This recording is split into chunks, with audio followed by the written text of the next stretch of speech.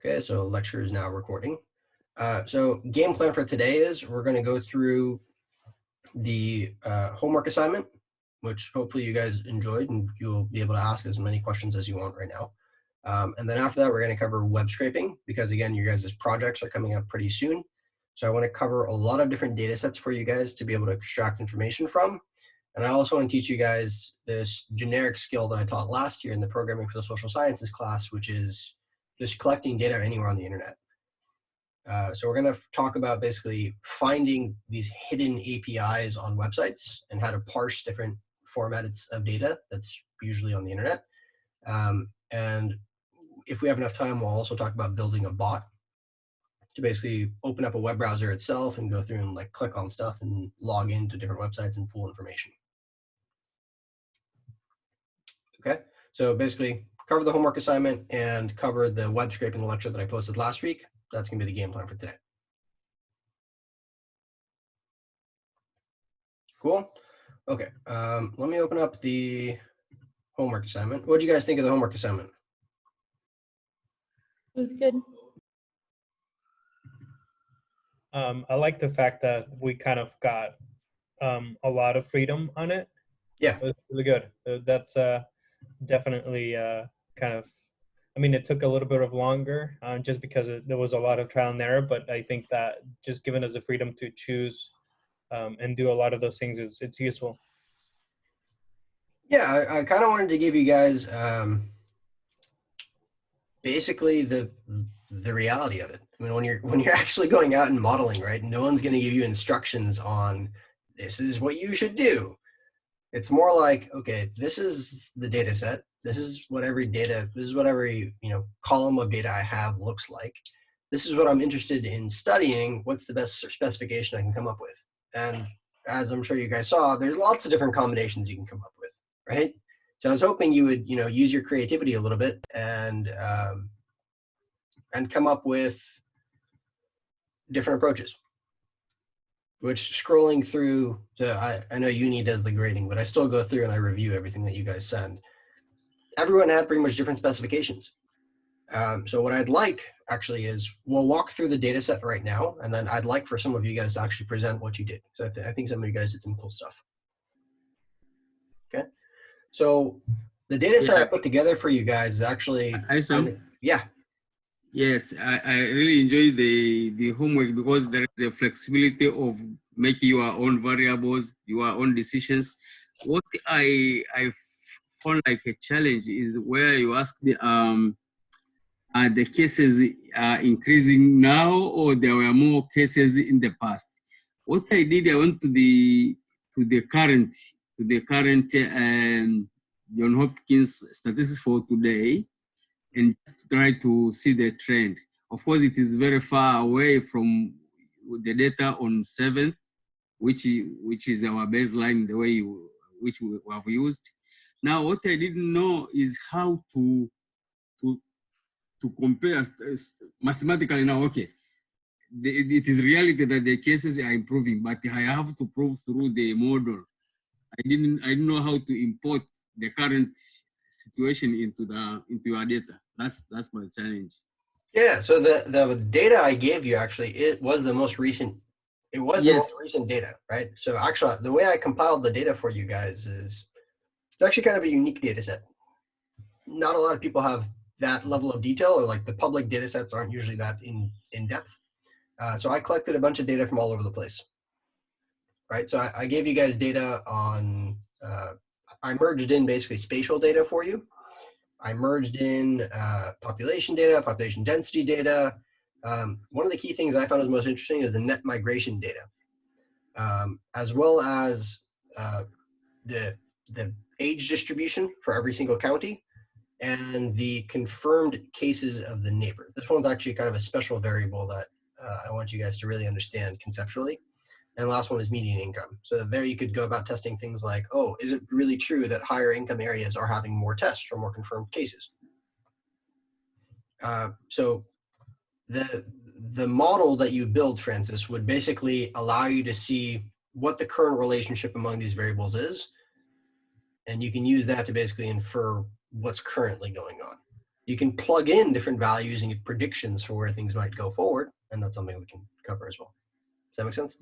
Yeah, it makes sense. That's what I could not do. I failed to do using the current data to compare the periods. Yeah, we'll talk about it. So basically the key thing you could change is days since first case. So that was a variable I also created for you guys. And that basically tells you when was the reported seed, right? So that is when was the first confirmed case in that county. So that's basically like a time trend actually. So you can actually extrapolate that trend forward and it'll give you predictions for how things are expected to continue to go. Yeah, I went there, I didn't know. So they've actually added some new stuff to the Johns Hopkins dashboard. So they added, so previously it was just this world map. It looks like they've spent actually some significant amount of time upgrading everything. One of the things they did now is how is the outbreak growing? So you actually have the choice now to do, so usually you can do linear data and now you can click logarithmic. So now you guys all know that if you look at logarithmic data over time, it's basically like you're looking at percent changes, right? So by putting everything in logs is basically showing you the actual growth rate of the number of cases over time. So the US is, let me just isolate that. By the way, they're using something called, this library is called Plotly. Plotly is available in R as well as in Python. And you can use Plotly to create these interactive graphs inside of your R Markdown files when you knit them to an HTML file. Okay, so something for you to know. You can actually make this exact same data set or same visualization. Okay. So again, this homework assignment, I really just want to give you guys as much flexibility as possible. So I pulled data from a bunch of different data sources. And again, focusing back in on your guys' projects, which you're going to be presenting over Zoom on May 4th. Again, you're allowed to work with a partner or two, or you can work on your own. Just please don't forget you're presenting your projects on May 4th. This is actually kind of what I would expect for you guys to do on a project. You'd say, all right, I'm interested in data or studying this particular topic. I have some data here, some data there, some data there, some data there. You're going to merge it all together and then you're going to use it to answer some sort of question using a regression.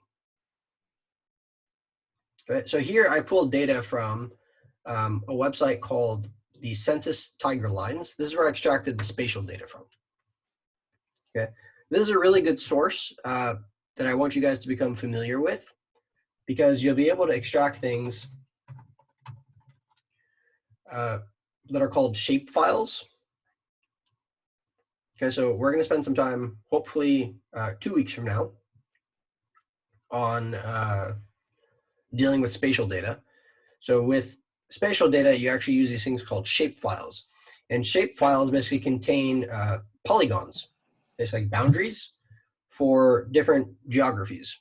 So basically like all the counties, it'll give you the dimensions or the shapes of all of the different counties, and you can correlate that, or you can add into that then all of the data actually associated with that county. Okay, so a shape file, again, is what you can use to basically create maps. And the Census Tiger Lines is by far the best data set to collect tons of information. Okay, so the way I started this data set was basically I downloaded the Johns Hopkins data. That was one. Two, I merged it in with a bunch of spatial data from the Census Tiger Lines. That gave us things like the actual square miles of the county, the square miles of water in the county, the latitude and the longitude of the county. So latitude is going from south to north, and longitude is going from west to east. So if you wanted to see, for instance, the impact of weather, right? Right now it's colder in the north than it is in the south. You could have controlled for latitude, and that would have been a control for weather, essentially. It's a proxy for weather. Okay. Longitude would be basically controlling for the different coasts in the US. The 2015 population, that was from the American Community Survey. I created a variable for us using just pop 2015 and the area land, but it's taking pop 2015, dividing it by the actual size of the area of the land. That basically gives us the number of people per square mile within that county. Okay, so the higher this number is, the more people there are per square mile. So it's basically like they're more closer together, like a city. The smaller this number is, that means they're more dispersed, they're more spread out. Okay, this was all the Johns Hopkins data. The confirmed cases, deaths, recovered, and then I created days since first case, which basically, you guys saw the time series data on your midterm, right? Where you had basically every single day, the data or what the cumulative count was. I basically just went inside of that time series data and I looked at, okay, where is the first non-zero entry for every county? And I recorded that, and that's what was day's first case. Net migration I got from the American Community Survey. So this was the average population migration per county per thousands of households. So actually you can get really detailed migration level data from the census tracts or from the Census Bureau at the census tract level or at the county level. And that data comes from basically like whenever you move, you have to record your new address with a government agency like the DMV. Okay, whenever you do that, they record basically that you moved from point A to point B. So that's actually really useful data to see sort of emerging communities or new communities. Do they have annual data on that? They do. Okay. And is data classified into like age and gender? I don't know if it's that detailed. There might be some data on that. Okay, thank you. Okay. Then I included for you guys a bunch of age bins. So basically, how many people are under 5? How many people are between 5 to 9 years old? How many people are 10 to 20 years old, right? Why do you guys think I included that data? Brother, do you guys think I just threw garbage at you and just like, here, figure it out? Or do you think there was a reason why I actually chose this data to send you? Well, so you can see which demographics About are the hit the age? hardest, right? Why is age a factor here? Yeah, maybe let me try. I Ability. think we have also to try to analyze which is the most affected age group for the COVID, because there is a sayings that the older the person, the more likely to be infected. So we can also Yeah, so one thing we might have is basically a control where we have this variable called old people. Yeah. Right? And old people could just be, you know, everyone over the age of 60. If there's a high degree of old people, we may have more cases. More cases or more deaths? Could be more deaths, not necessarily more cases. Yeah, I include that in my model and I find less cases. Less cases. Yeah, because maybe they stay at home most of the time. They're less likely to get tested. Yeah. Okay, so again, this is important stuff to consider. Okay, this variable, confirmed cases, neighbor counties. So this was a variable I made, and it's called a spatial lag. Okay, let me share my iPad screen.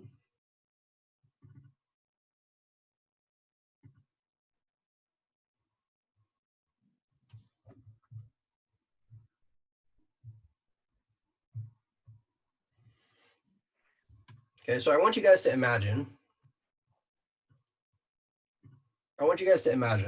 that this is a county. Okay, so this county, let's say, has 7 cases. Why did I draw that so poorly? This county has 7 cases. Okay, this county is itself going to be surrounded by other counties, right? I mean, if it's a coastal county, it may have one neighbor there, it may have another neighbor, let's say there, right? So then there's 2 counties surrounding this one county, maybe a third county there, okay? What I did is I actually grabbed the polygons, the shapes of every county in the United States, basically all of these boundaries for every single county, and I created what's called an adjacency matrix. Okay, so here we have how many objects? We have object 1, 2, 3, and 4. Okay. I created an adjacency matrix. An adjacency matrix is an n by n matrix where n is the number of polygons, or n is the number of shapes. Okay.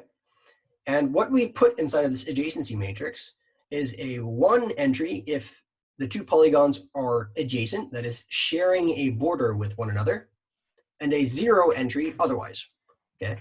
So if we wanted to create an adjacency matrix for these 4 objects that I created here, we'd have polygon 1, polygon 2, polygon 3, polygon 4, polygon 1, polygon 2, polygon 3, polygon 4. It's an n by n matrix. Okay. In the 1/1 entry, we're going to put a 0. That is,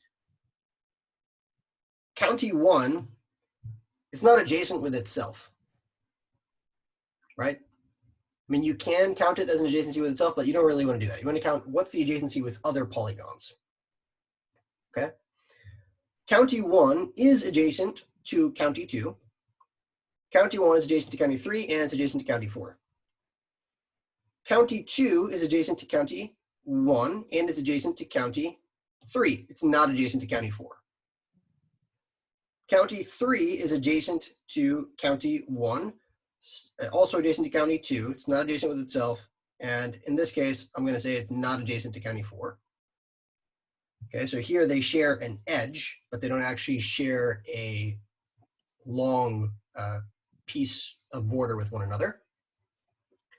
And county 4 is only going to be adjacent to county 1. It's not adjacent to any of the other counties. Okay, so this would be an adjacency matrix.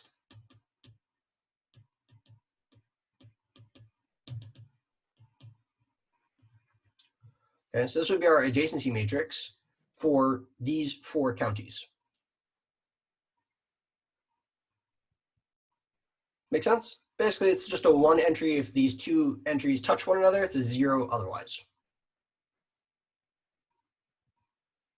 Okay.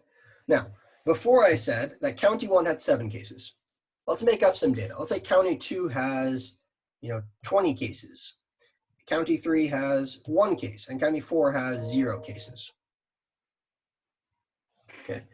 What a spatial lag variable is going to do is basically identify what are the total number of cases in surrounding or adjacent counties to my county. That is, the spatial lag for district or for county 1, for instance, is basically going to be adding up all the cases for the adjacent counties. So it's going to be 20 plus 1 plus 0. So it's going to be 21. For district 2, or for county 2, sorry, we can look at our adjacency matrix and we can see, we only can look at county 1 and county 3. Those are the adjacent neighbors. Okay, what are the total number of cases there? Well, it's 7 plus 1, so it's going to be 8. For polygon 3, or county 3, the adjacent neighbors are just 2 and 1, so there's going to be 27. And for county 4, the spatial lag is just going to be 7. Okay, so this was the spatial lag variable I created for you. It basically tells you how severe are the cases surrounding my county. Okay, it's called a spatial lag because it actually allows us to control for something called spatial correlation. Given that my counties surrounding my county have a high number of cases, that is, as the spatial lag variable increases, how does that impact my number of cases?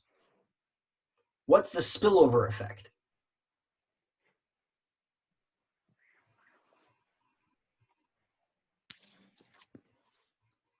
I'm sorry, could you repeat that? Sure. The spatial lag variable is capturing the spillover effect from neighboring counties into my county.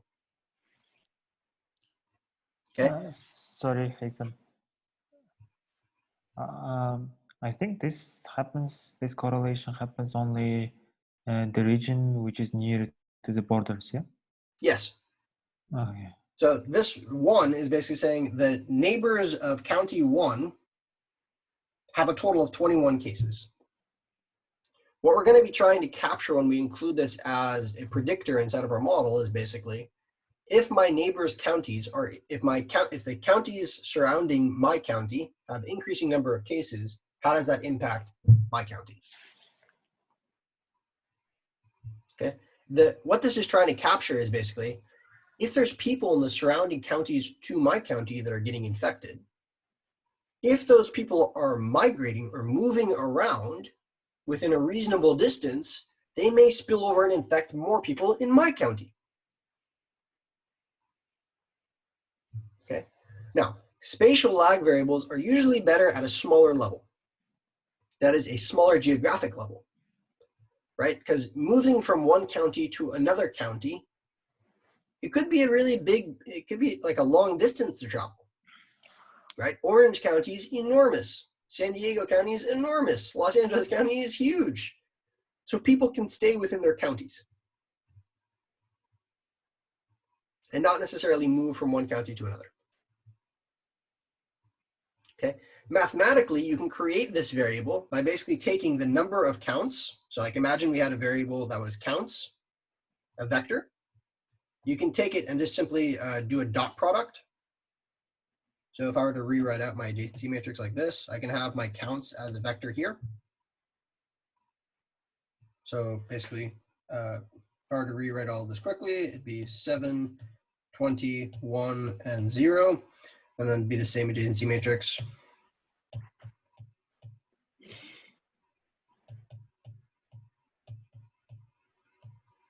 Okay, so that dot product would actually give me that vector there. Okay, so that's what I did for you guys. Basically, you need to have this, you actually need to have the geographic data in order to create these adjacency matrices. That's why I just gave you the data and didn't actually ask you to create it.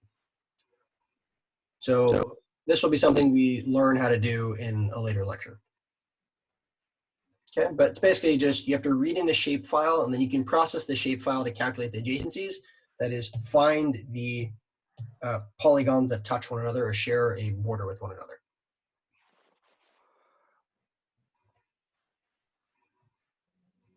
Okay, and with these adjacency matrices, you can also do cool stuff like network theory. So you can study basically how something, travel paths through the counties as well.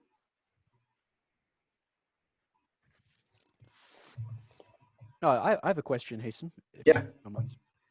So I was looking at the data, and I know that for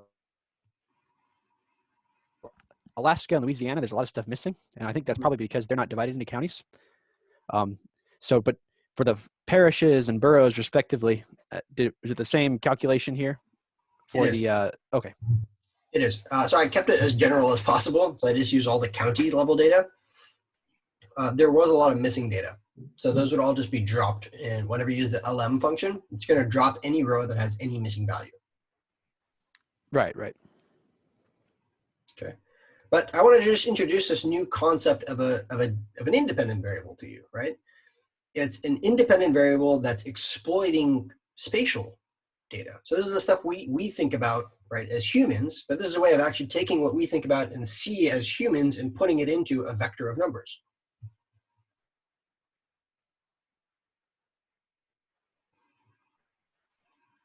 Okay, and this is actually kind of important.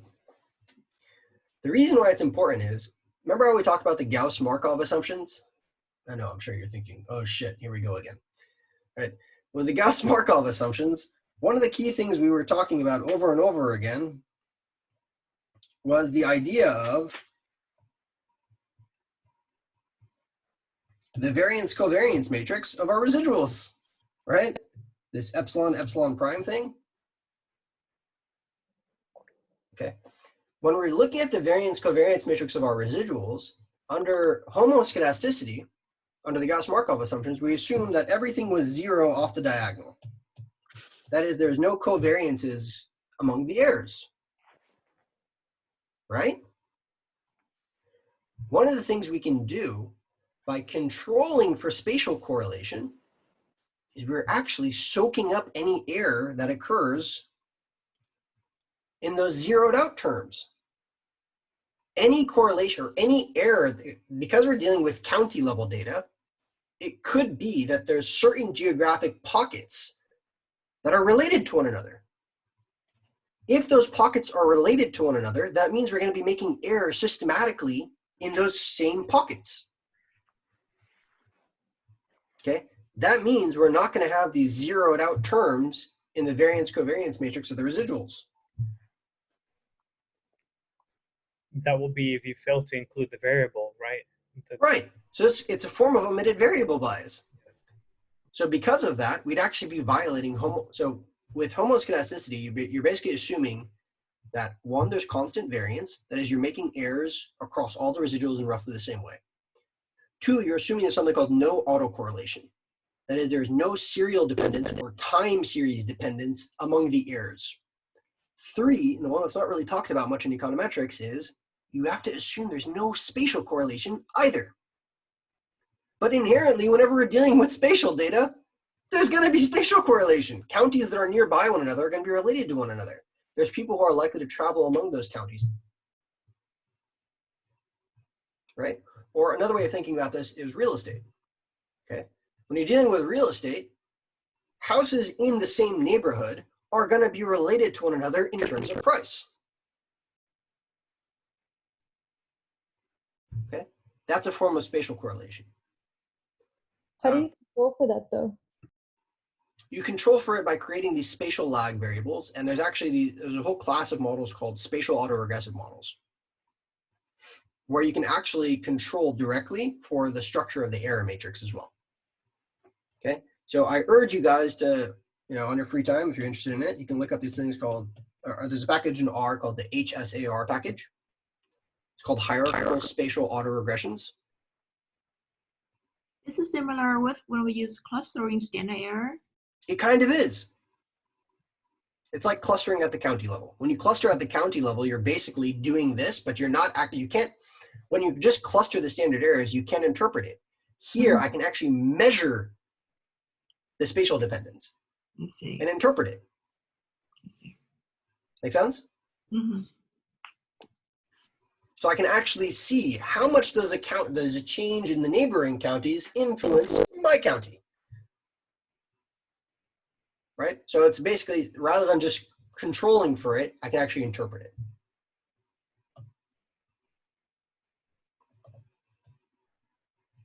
Okay, so this was a more advanced topic, but I think it's pretty straightforward, right?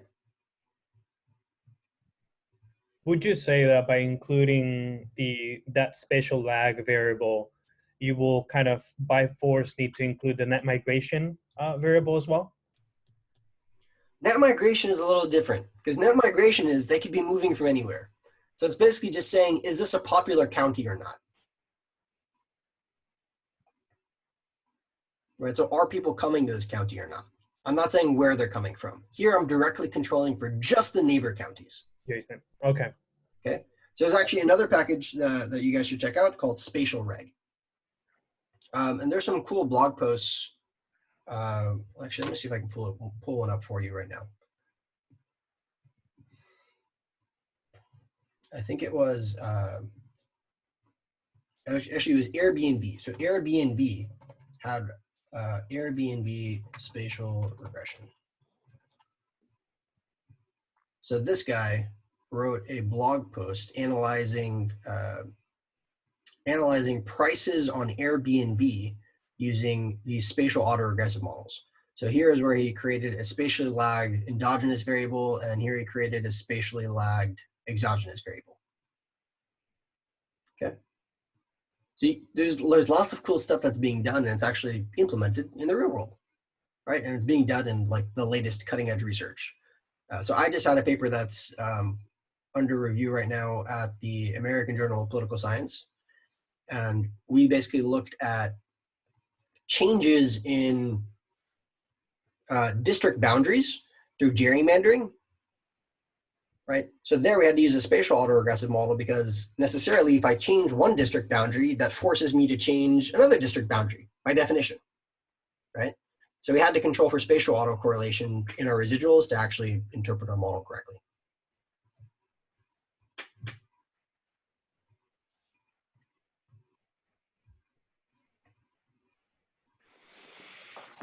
Okay. And then the last variable I gave you guys was median income. Right, so wealthier counties versus poorer counties.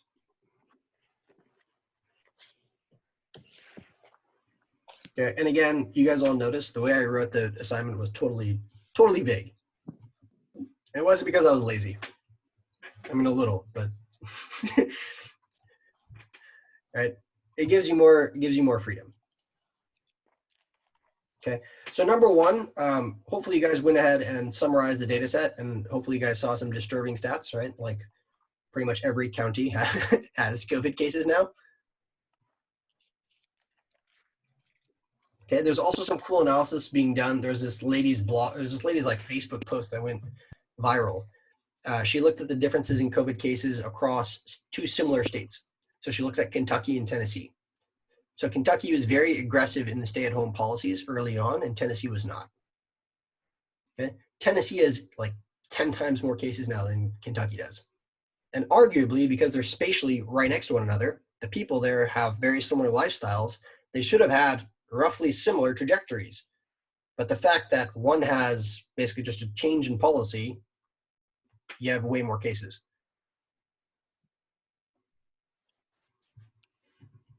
Okay, so I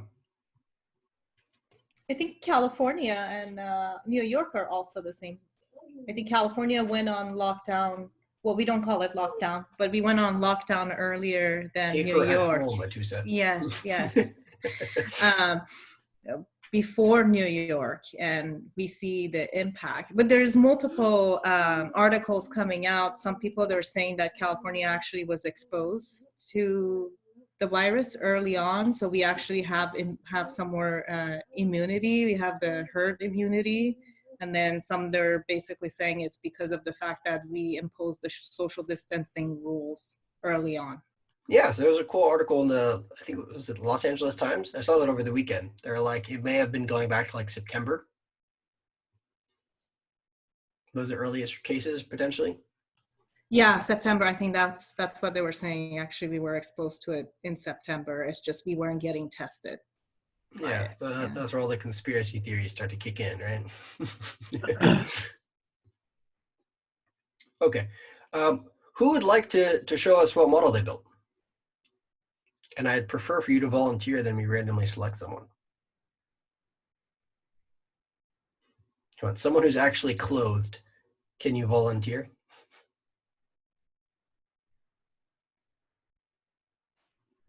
If no one goes, I can show mine, but it's probably not right.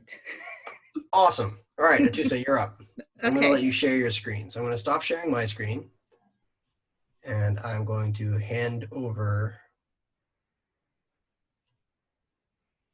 I'm going to make you a co-host. Don't abuse your powers. Okay.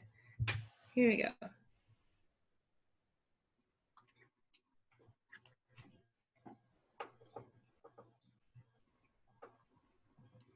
Okay, do you guys see my screen? Yep. Okay. Let me open my document. So organized. I love it.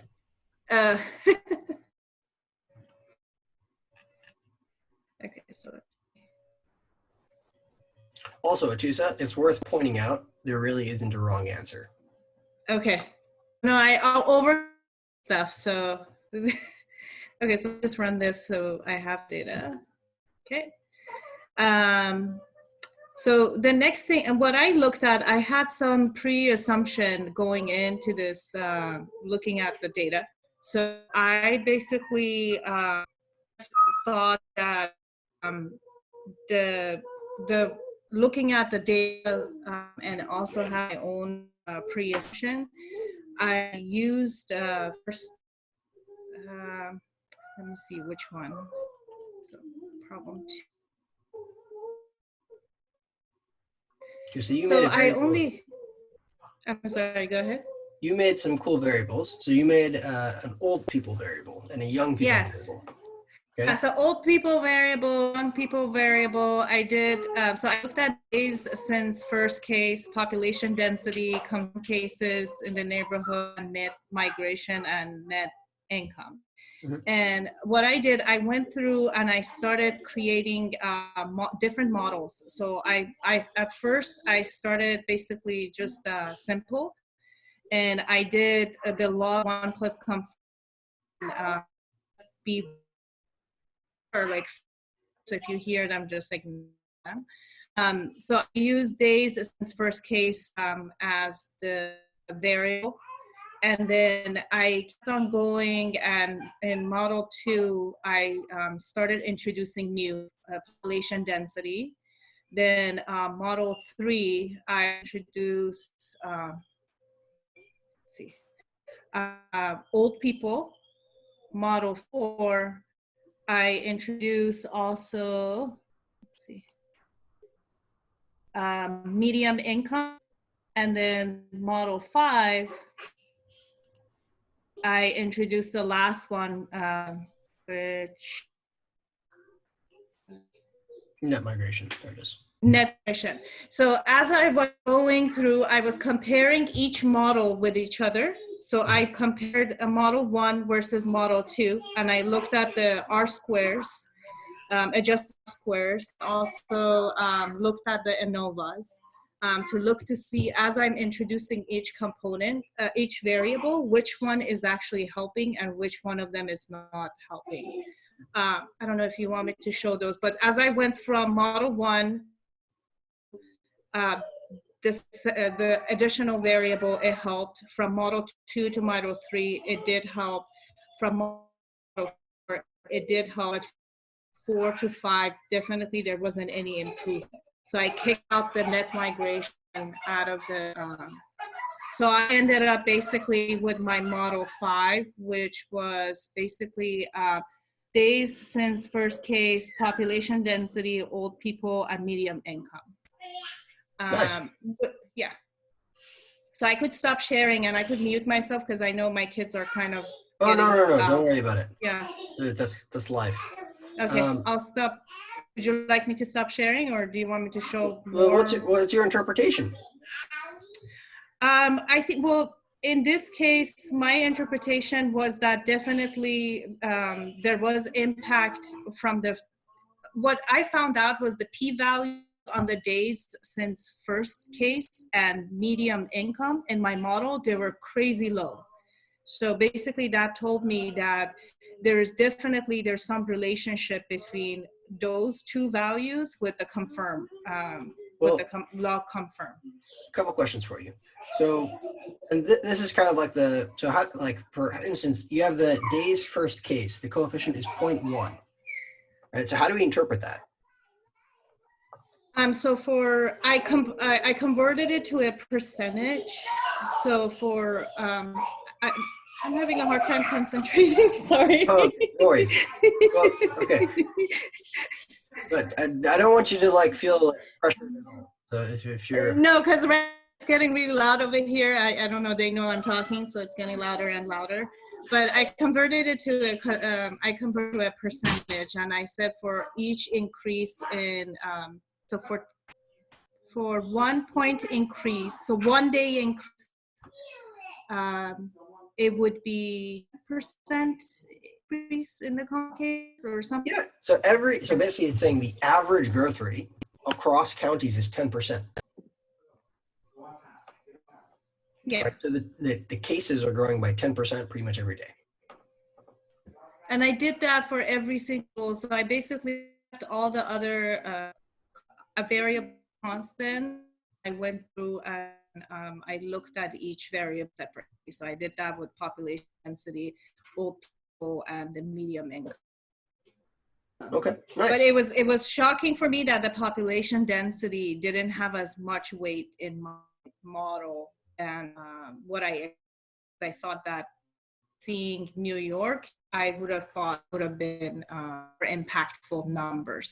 Well, the thing is, you have to think about the scaling of the data, right? So all of your coefficients here on pop density, old people, and median income are really tiny. Right. The reason is actually due to the way that the variables are created. So you have to think about it like this. Do you mind if I take over your screen? Yeah, go ahead. Do I need to stop sharing, or what do? Nope, I got you. Okay. Okay. So I'm gonna share my iPad screen.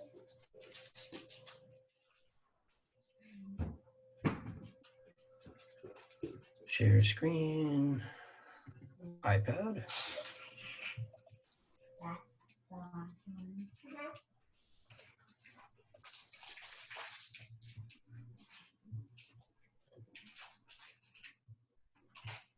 Okay, so the issue that we're seeing, so the coefficients of Tusa got, I'm sure many of you got on, actually, I know many of you got on your guys' assignment, right? So median income, right? What was the format of median income? That was dollars. It was dollars. It was just pure dollars, right? So the domain of income in our data set. Hey, Sam, are you trying to write something? I'm typing. I was just getting some data for us. So the median income in our sample went from 20,188. Can you guys see my iPad? Yeah? Yes. Cool. It went from 20,188 to 136,268. Okay? That was the median income. It was in dollars, ranging in from 20,188 to 136,268. Right? So that's a really rich county. That's a really poor county. So this was one of our x's, right? That's one xi. Our primary dependent variable, the log of the number of confirmed cases,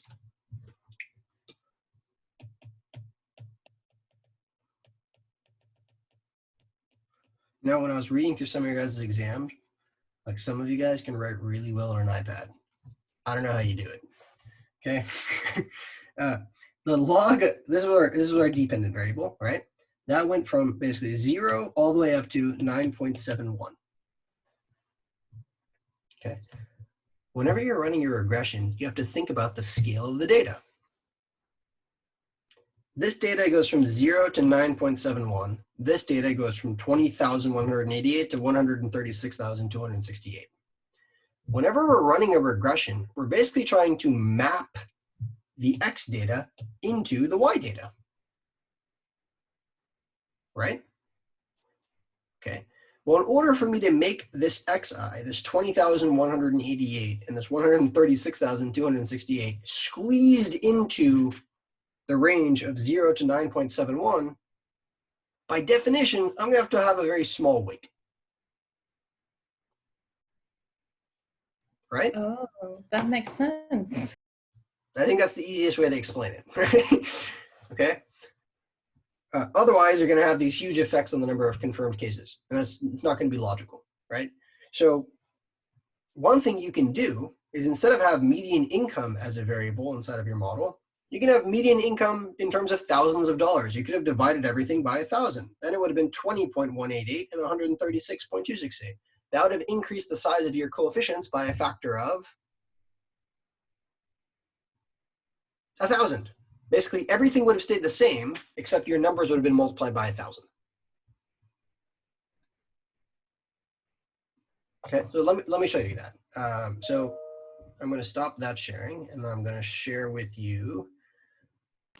That doesn't impact p-value, right? The p-value doesn't care about the unit that you do the conversion. Okay. So here I created log of 1 plus confirmed. Here's a model where I just have population density, net migration, confirmed cases in the neighbor counties, and median age. Right? Let me add into this median income. Okay, here's my model. Okay, there's my coefficient on median income. See how it says 3.856 e to the minus 0.05? That's 10 to the power of minus 0.05. Basically, it's saying move the decimal over to the right 5 decimal places, or sorry, to the left 5 decimal places. Okay. If we wanted to actually print out all the decimals, you can use options sci-pen equals 10. Okay. And then if we print out our model again, it's actually going to show us everything, not in scientific formats. Like it's just going to print out all the decimal places. Okay. So again, the coefficient of median income is really tiny.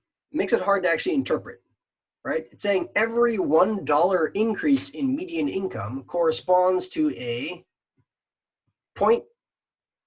0.0038% increase in cases. How about we just have it in terms of thousands of dollars? Okay, we can create a new variable that's thousands of dollars by taking our median income variable and dividing it by 1,000. Now, here, see how this little I thing? Whenever you're making a modification to a variable inside of a linear model, inside of the formula, you have to add in this little I. It's basically saying, do this modification before you run the model. Okay. So now when we look at the model, the coefficient on median income is 1,000 times bigger. So now I can interpret that as a county that has a $1,000 higher median income is going to correspond to a 3.9%. 3.9% increase in cases. Yeah.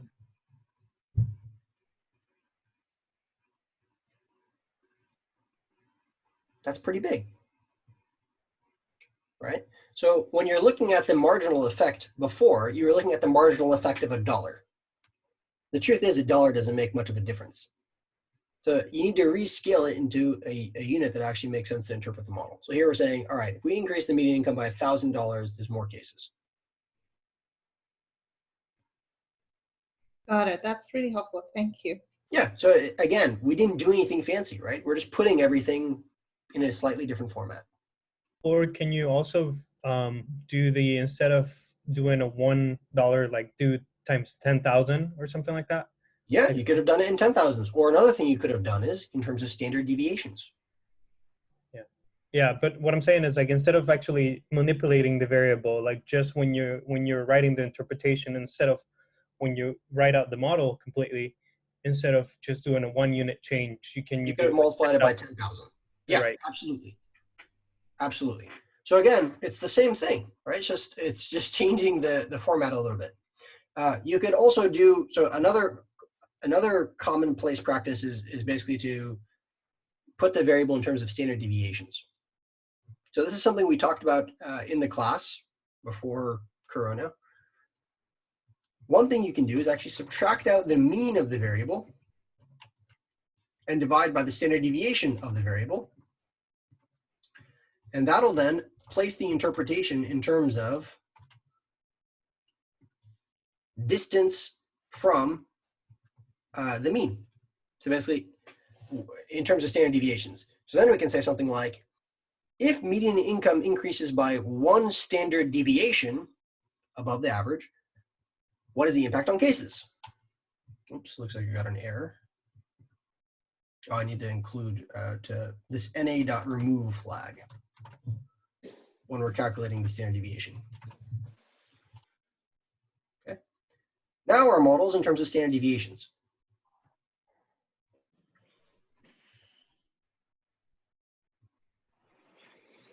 Oh, there it is here. So now we're saying a 1 unit increase, or a 1 standard deviation increase in income corresponds to a 0.53% increase in the number of cases.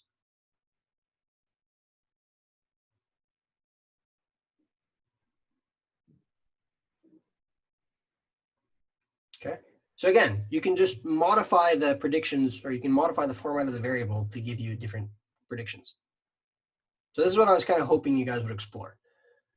Who else? I want Salman. Salman, can you share your screen and show us the model you built? Yeah, just a second. Okay, because you had an interesting variable choice that I'd like you to discuss.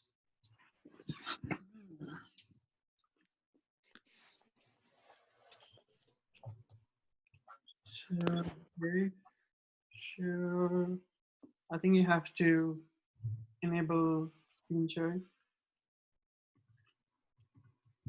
Okay, you're now a co-host. Okay. There you go. So everyone can see? Yep, we see you.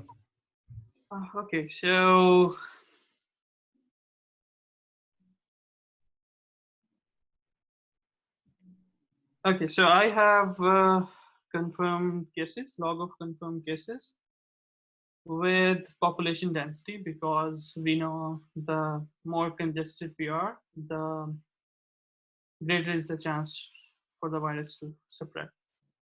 Then I have days in since first case, because it's exponential, so this would be a nice time series variable. I didn't know about the variable of net migration, but I consider that net migration means people, net people coming into the county. So for me, that makes sense, because if a carrier of COVID-19 come into the county, it can start the spread of the virus. Then I have old population proportion.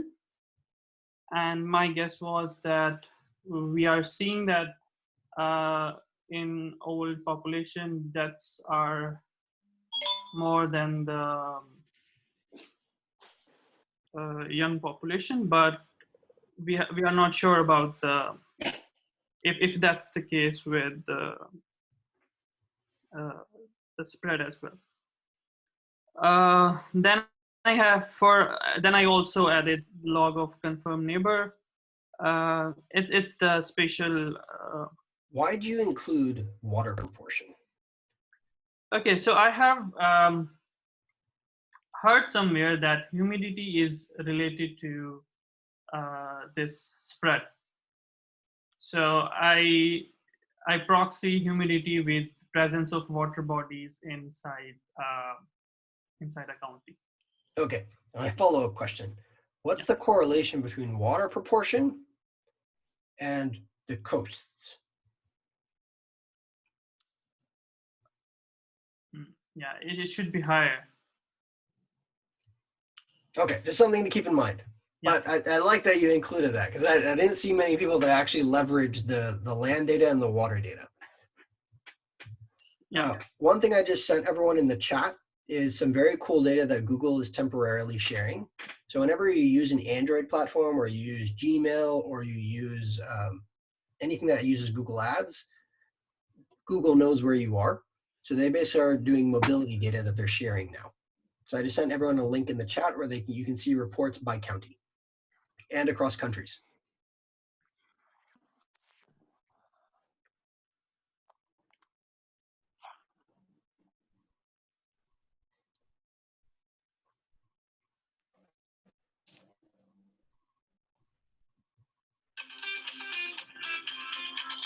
Okay, so what'd you get for water proportion?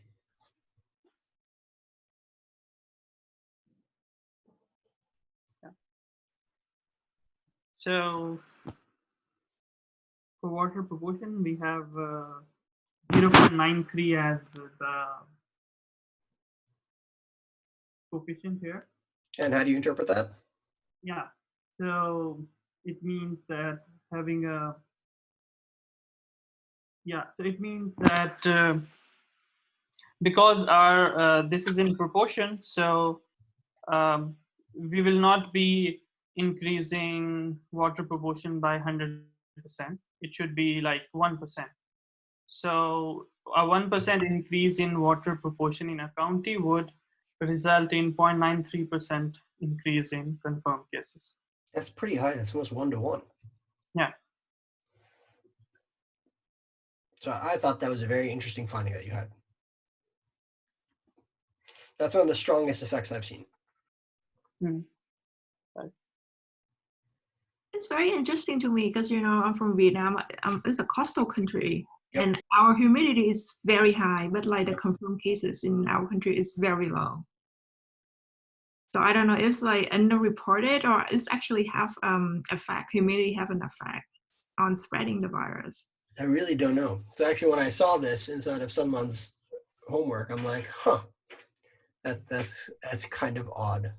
It's like it might not even be just humidity alone, but it might be like access to a port, right? Because, or like things like that. Wouldn't that be? Yeah. So Southern California would have, like Orange County would have so would Los Angeles County have a big water proportion, but it's not necessarily humid here, right? That's what I was going to say. I mean, July in New York, that's humid. Yeah. July here, it's just. It's still dry. Yeah, it's not really humid compared to humidity in East Coast. Right. So one of the things you can do, so really it's going to be water temperature. So one of the things you can actually do is add an additional variable, which is water proportion interacted with Temperature. longitude. Longitude. Yeah. Longitude and latitude. By doing that, you'll be able to control for basically the water proportion by geography, or where the water proportion is in the world. That'll actually be a proxy for temperature. Yeah. Otherwise, you have to go and pull county level data for temperature, or humidity data. Now, if you wanted to get like really nitty gritty too, I guess you could get like currents too, like warm water currents, cold water currents, right? Sure. If that plays a role. I'm pretty sure you can actually just get humidity data, like average humidity for the county. I'm pretty sure you can do that as well. Yeah.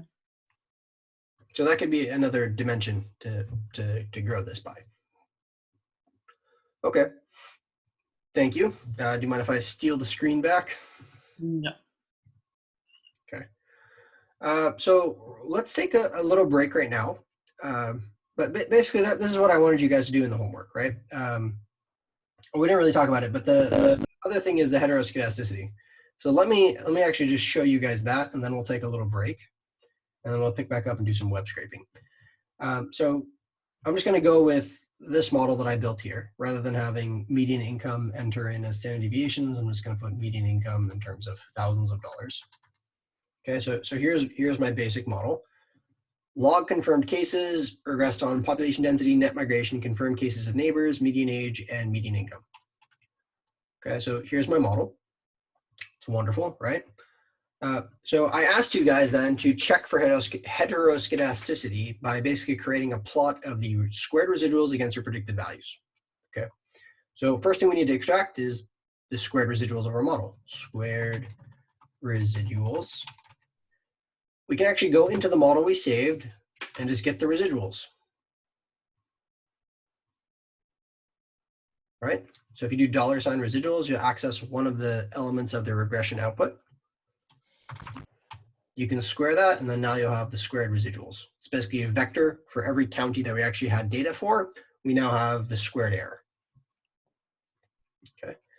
We can also get the fitted values by going into our model, doing $ fitted.values. That's the predicted, that's the y hat, right?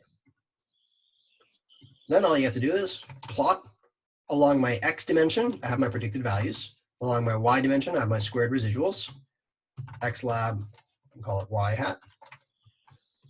Y lab, the label on the y axis, we can call squared residuals.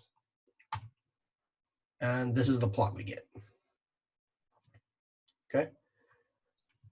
Does this satisfy homoscedasticity?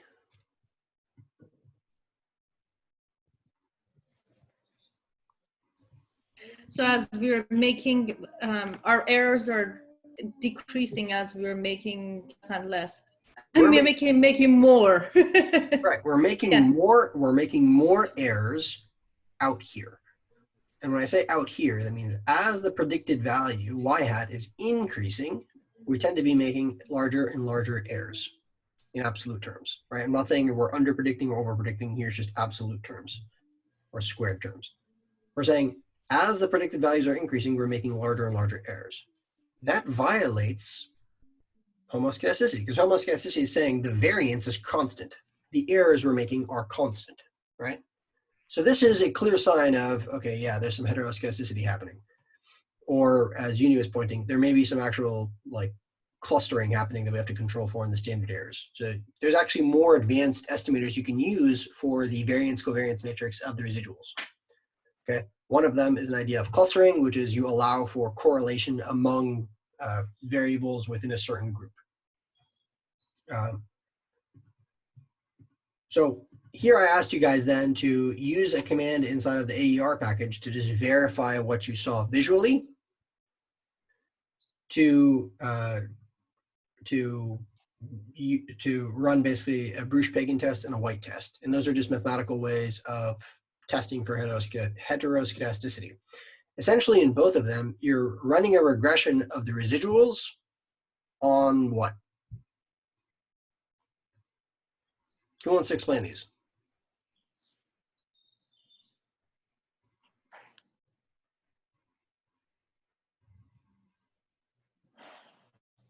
Anyone?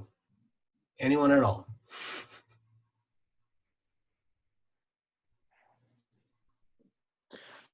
I can try. I think it's running regression residual against predicted y. Exactly. You're literally running a regression. You're fitting a line through this space. So you're literally just testing, basically, is there what we see visually here? Is there a relationship between the predicted values and the squared residuals? That's basically it. Okay. If there is a significant degree of explanatory power from the predicted values on the residuals, then we'll reject the null of homoscedasticity, which means there is heteroscedasticity. Or just basically saying there's no homoscedasticity, which implies at least heteroscedasticity. With regards to the plot that you made, that one, I looked back in the notes and I saw that the residuals were not square, but in this case you chose to square them. What's the rationale behind that, if you don't mind? With the squared residuals, it's just a little cleaner, but you can see it this way as well. Okay. But really, I squared them because really what we're concerned with is in the variance covariance matrix, right? In the variance covariance matrix, all of our residuals, the variance terms are really just epsilon 1 squared, epsilon 2 squared. The reason is we know the mean of our residuals is? Should be 0. Because we included an intercept term. As a result of that, the variance of our residuals is literally just the square of the residuals. So the square of the residuals actually is the variance of the residual. Okay, but I mean here you can see it also quite clearly. And here we're basically saying when you just look at when you don't square it, you'll see that our model tends to be under predicting in these areas where there's actually a significant number of cases. So it's not performing well out here, which is where we actually want it to perform well, right? Okay, so our model is good at explaining the 0 cases. Well, we don't really care about the 0 cases. What we care about is the cases where we actually have cases. If you were to just look at the graph and ignore those values towards the right, like those outliers that we see on the right, that we see that shows that there, yeah. If we were just to look at the cluster and that's it, and that's all we had, would you say that that will be, that will show a constant variance and does homoscedasticity? Yes. Okay. I mean, without having to run the test, right? I mean, that will be the way that you will confirm it. Yep, you basically say, look, they're all roughly varying, the error is roughly the same. Okay. All right, let's take a little break. Well, hopefully this covers the homework basically for you guys. Let's take a little break and then we'll pick back up and start the web scraping lecture. Okay, so quick 15, 20-minute break and then we'll get back to work.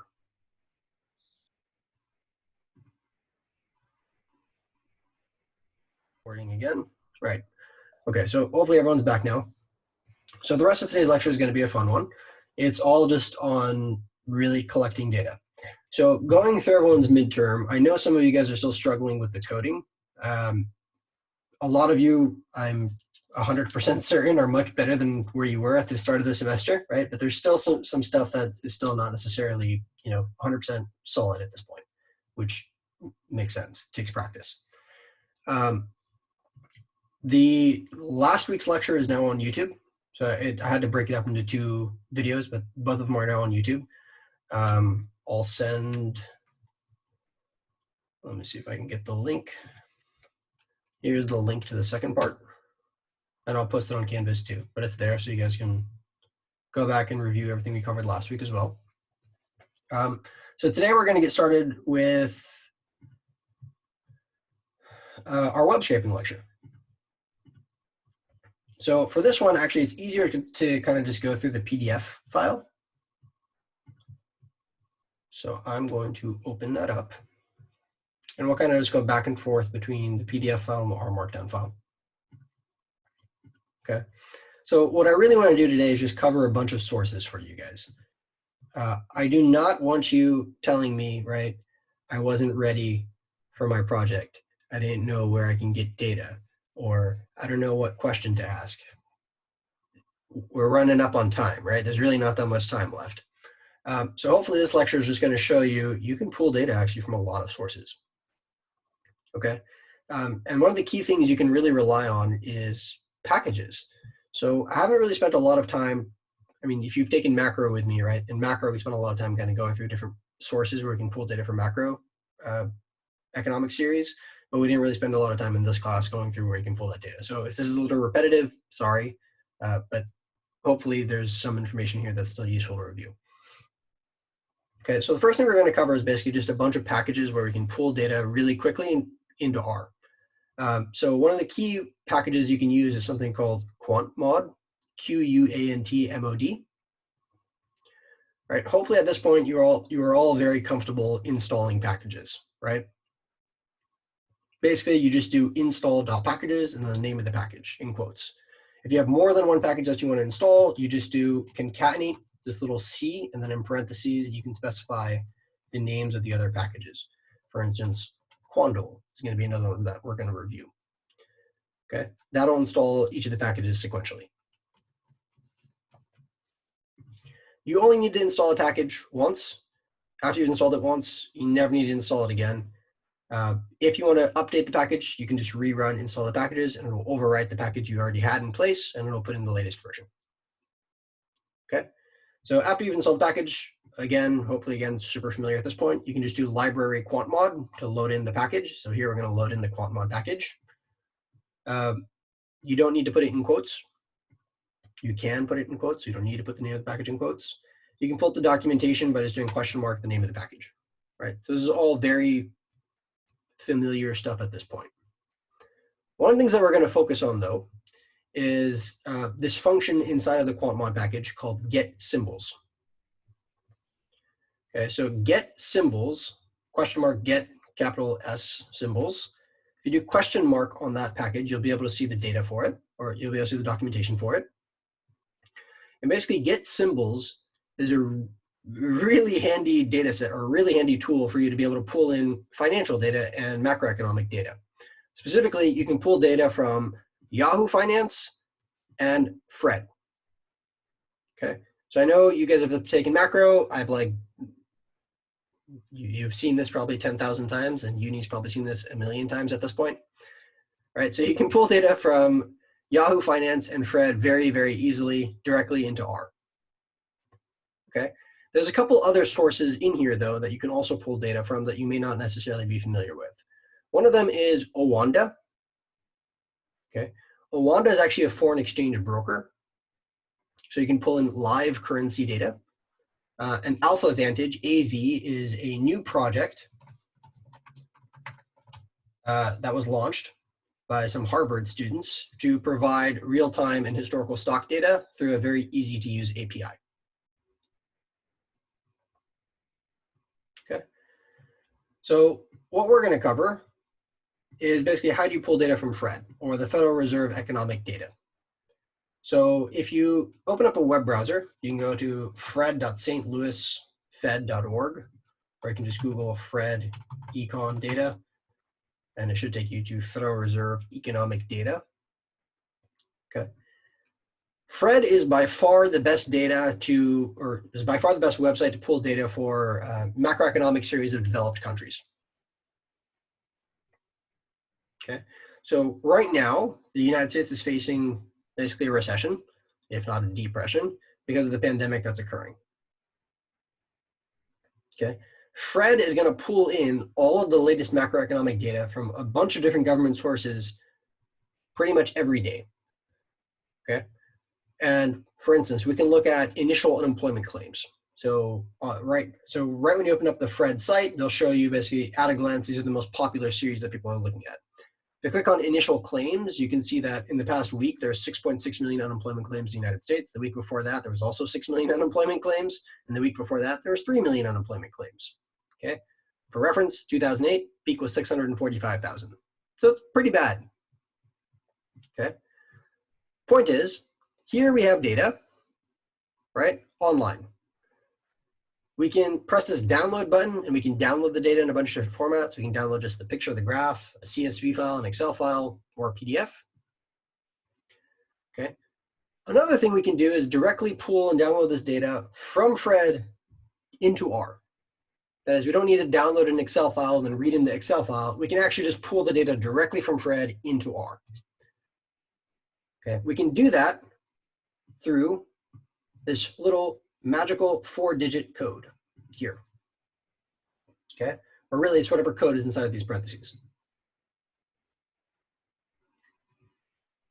Okay, so here it says initial claims, and then in parentheses there's this code ICSA.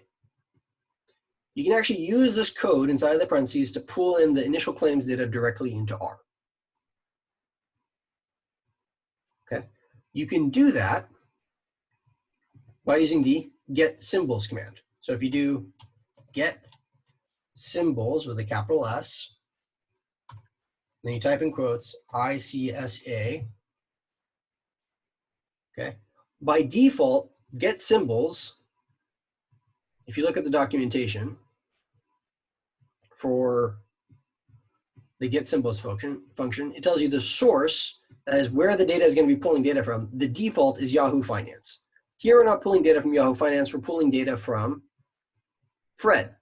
So we have to specify inside of the get symbols function where we want to pull this symbol from. So we want to pull ICSA, initial claims unemployment data, from a source of Fred.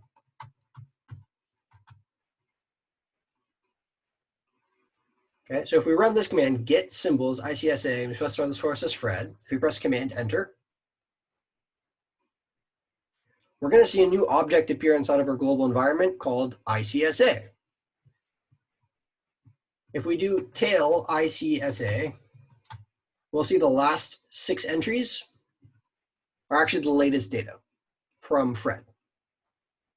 Okay, so those really absurd initial unemployment claims data set or data numbers we were just talking about. That's as easy as it gets. Like, you can't get data pretty much any easier than that. Any questions on that?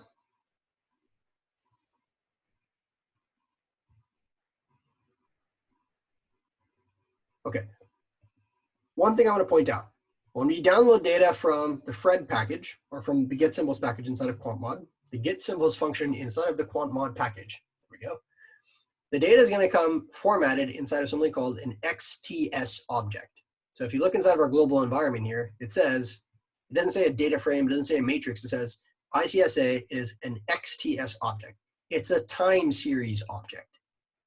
That is, the rows of the data frame are actually indexed by a specific date. So if we do things like plot ICSA, it's not going to be a regular plot. It's going to be this formatted plot that comes inside of the XTS package, which is a dependency of the QuantMod package. Okay, so this is the data that looks pretty much exactly like we saw on the Fred website. Right, there it is.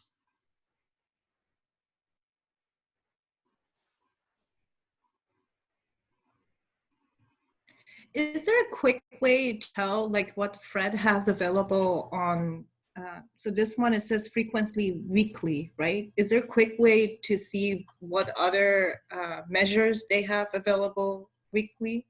Yeah, so if you click, well, it depends. So you guys can all see my screen, right? See how here I clicked on initial unemployment claims? I can click on categories up here, and then it'll basically show me all the available data sets. Okay, so you can click on things like interest rates.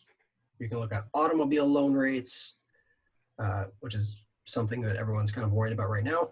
You can look at finance rate. Sure, let's look at this. Okay, so we can look at basically the cost of financing for cars.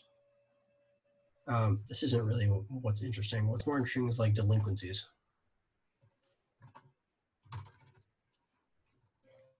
I'll pull some data for you guys. Actually, it's not from here. NY Fed has better data on loans. Okay. But basically, you can go through like popular series. You can do searches for things. So one of the things that's really nice is actually at the county level, you can get things like unemployment rates. So we can look up, let's say, unemployment in Los Angeles County. So I know Uni's pretty familiar with this data set, right? So here we can actually get unemployment rates at the county level. So you can see basically, one thing that's kind of nice is because the US is so large, you can study the sub-economy of states or of even counties because they're so huge. So let's say I got this one, the unemployment, so the code, the basic code. And this one is a monthly frequency, and I want to compare it to something that has a quarterly frequency. What's the quick conversion to do that in R? Okay, so because we're dealing, so when QuantMod downloads the data for us, it downloads it inside of a XTS object, right? Because it's an XTS object, it actually gives us a bunch of new functions that we can use to convert the frequency of the data. So one of the things we can do is, so now we have this object called ICSA, right? There's a bunch of new built-in functions that come with the XTS package. So for instance, we can do 2.quarterly. And here R is telling us that this is coming from the XTS package. You see that? We can take in an XTS object, ICSA, and what we're going to get now is quarterly data. Okay. Specifically, we're going to get something called open, high, low, close data. Throughout this quarter in 1967, initial unemployment claims opened at 208,000. They reached a peak of 310,000, a low of 204,000, and they ended at 247,000. So it summarizes what happened throughout that quarter from the monthly data. And this is how actually a lot of financial data is presented. How would you use, like, let's say I just make a decision to use, right? Do you just use the average? Like, what do you use? Because like, let's say I'm comparing use the closing value. Closing value, okay. Okay, or you could do like the median unemployment rate or the average unemployment rate during that quarter. But usually people use just the closing rate. Isam, I'm sorry we keep asking you annoying questions, but I have a reoccurring issue with Fred that when it publicizes the data, it's only for a certain locality. Like here, if I wanted to do the entire United States, then it's kind of I can't find their data sets where they just aggregate all of the counties in the United States or all the states. They don't. They don't. So actually, you have to go through and pull the data for every county separately. I see. Okay. This is actually an annoying thing to do in R, but there's a better package in Python called Fred API that actually allows you to do a search, and it'll tell you basically all of the codes on Fred. So then what you can do is export that list, for instance, and write a loop and pull all of the data for every county in R. I see. Yeah, that makes sense. Yeah, so I've done that for, so one of the things I like to look at is at the county level is the Equifax subprime proportion of the population. So I have some work in real estate. So I was working with a company in Japan, helping them purchase real estate assets all over Southern California. And now I'm working with a land developer to develop a piece of property in Hesperia. One of the things we track is basically what's the credit of people across different regions. And what's nice about this Equifax data is, so Equifax is a credit agency. One of the things we can do is aggregate or look at basically how different regions within California, for instance, the population is, how good are they at basically paying back for loans? So basically the higher the subprime proportion, so subprime means they're a bad credit, they're not likely to repay their loans, for instance. So during 2008, we saw huge increases in delinquency rates. So people weren't paying their home mortgage or automobile loans.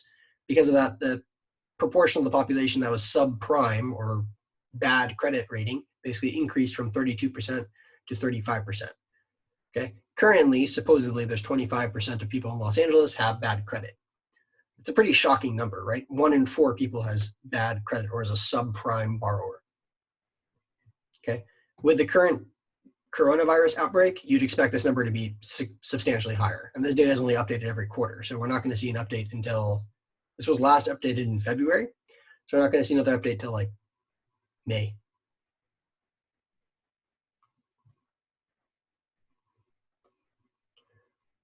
Okay. But to give you a little hint, Dana, see how here see how it says Equifax subprime 006037? Yes. This is actually a FIPS code. Oh, I see. Okay, so then I could probably still run the loop then in R, no? If I know the FIPS codes for each state, for example. Yes, but not all variables are constructed this nicely. And they also don't have data for every county. So it's easier to do a search. So I'll share with you some code in Python that helps you do that. Thank you. Okay.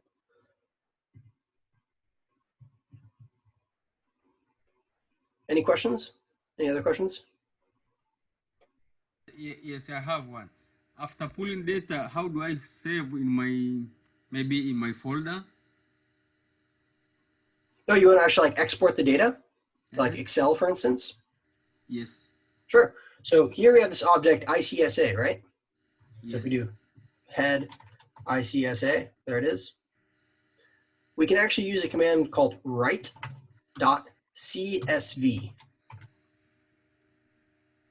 Okay, write.csv, if you look up the documentation for it, so if you do question mark write.csv, it tells us the write.csv function is really useful for basically writing data to a comma separated values file. Okay, so for instance, we could do write.csv, Yes. ICSA, the name of the object, then we specify where we want to write the file to. Maybe you have a certain you want to, yeah, you have a certain folder, maybe desktop, a desktop, maybe. Yeah, so you would do something like users, username, desktop, dot, and then at the very end, you do whatever the name of the file is, right? ICSA data.csv. Okay. Make sense? So you'd put in the path here, which I've made up, and then you would type the name of the file that you want to export it as, and then it'll write this object to that path in that file. Make sense? Yeah. And then if you wanted to read in that data later on, you would just do read.csv and the name of the path. Okay. I tried to save data in Excel from CSV. It alert me by saying that if I save the CSV data, and I use your data actually, your file which we were extracted. I said if I save in Excel file, some data will be lost. No, we should be able to export everything. So if you have a specific question, we can talk about it during office hours. Oh, okay, thank you. Okay, so here's another example of pulling data on real GDP growth. So if you do get symbols for this weird symbol A19 yada yada yada, that'll give you basically a real GDP growth of the United States over time. Okay. And you can pull more than one series at a time, right? So here I'm getting get symbols ICSA, get symbols, and then another symbol, right? Which is for real GDP growth. I can actually pull a bunch of them all at the same time. So I can pull, for instance, consumer price index, so measures of inflation. I can pull the civilian unemployment rate. I can pull an indicator for recessions. So I don't know if you guys are familiar with this, but there's something published by the National Bureau of Economic Research, the NBER. They basically have a variable that is a 1 if the economy is in a recession and a 0 otherwise. All right, so here's the 2008 crisis. The 2008 crisis was from February 2008 through June or through May 2009. Okay, And then we're now not in a recession, and then now probably for February, they're going to classify it as a recession.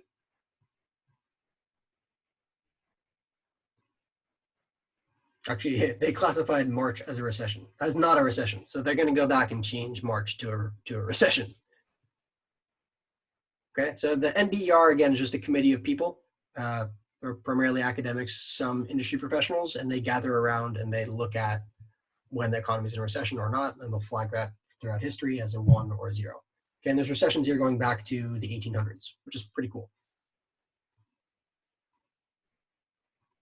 Okay, so we can get actually all of these series all at the same time. All we have to do is concatenate the names of the symbols and specify the source as Fred inside of the get symbols function. Then it's just going to loop through and download the data one at a time automatically for you. So if we run that, we should see those 4 new objects appear inside of our global environment, which we do. And we also see now a little message from QuantMod telling us it downloaded these 4 series. Okay. So in this lecture, there's a bunch more stuff, which basically is showing you like how to convert the data. So this data is all at different frequencies. So like DGS-10 is the 10-year treasury rate. So it's the cost of borrowing for the United States. That's at a daily frequency. CPI is at a monthly frequency. Unemployment rate is at a monthly frequency, and U.S. recession is at a is also at a monthly frequency. Let's say, for instance, I wanted to merge all of this data with real GDP growth. Well, real GDP growth is only reported every quarter. So I need to do some conversions from monthly to quarterly and from daily to quarterly. So there's some code in here that'll show you how to do that so that you can merge all the data sets together. Okay, after you merge all the data sets together, you can see how the economy performs, for instance, during recessionary periods versus expansionary periods using that recession indicator through a simple tapply command. So I know I'm going pretty quickly here, but the reason is we're running a little short on time, and I want to get to the actual more important stuff, which is collecting data from the internet. Okay, so the point is here, you can pull data from Fred, you can pull data from Yahoo Finance, you can pull data from AlphaVantage or Owanda, all using this one function, get symbols. Okay, so it's a very useful data source that I hope you guys are going to tap into. Okay, what's another one that we can use? So AlphaVantage, I put in a link in here for you guys, but it's all just using the get symbols function. Okay, another very important data set is from the World Bank. Okay, so the World Bank has much better data than Fred for dealing with developing countries. So from the World Bank, for instance, you can pool data on the unemployment rate for every country over time. You can pool data for imports and exports for every country over time. Okay. What do we call a structure of a data set that has multiple countries, let's say over time? What kind of data is that? Panel data. Yeah, it'd be panel data. It would be panel data. Okay, so panel data is multiple observations over time of the same object.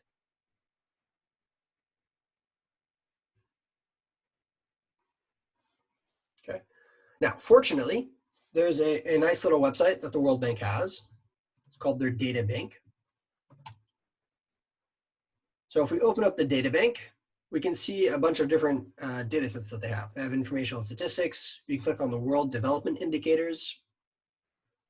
With the World Development Indicators, this is like the key data set that the World Bank has. You can specify basically which country you want to download data for, or you can just leave it blank and you'll get all of them. You can click which series you want to download, that is which data sets or economic data sets you want to download. Okay. You can also click on which time frame. So like you can look up interesting things like, okay, what % of the population has access to electricity? What % of the population has tons of stuff? Okay. So again, what could be an interesting project? Well, we have COVID data for the entire globe. You have world economic data for the entire globe. You can try and merge the two and try and explain the spread of COVID using things like access to transportation, access to different utilities, If people have Wi-Fi, they may be more likely to stay at home.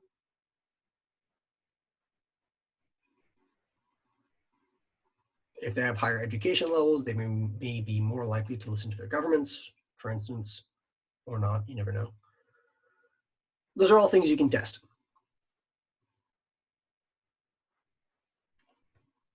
Okay, you can pool data. I mean, you can build a data set here using their user interface. So it tells you here, basically, select a country, select a series, select a time, and then you can download the data as a table, okay? You can also use a built-in function to R, or it's not a built-in function. There's a package that the World Bank created called WBStats. So you can go ahead and uncomment this line. So remove the hashtag or #. And if you run the command install.packages, WBStats, that'll install the World Bank database for you.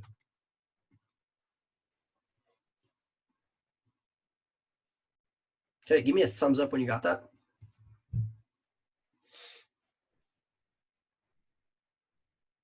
Thanks, Annie. Okay. Thanks, Dana. Thanks, Francis. Cool. All right, so you can load in the package using library WBStats. Okay. And the key things with WBStats is you need to know the codes. Okay. Unlike Fred, you can't kind of go to the website and figure out what the codes are for different variables by kind of just exploring. You have to actually use their search function in R to access their API. So they have this command called WB search.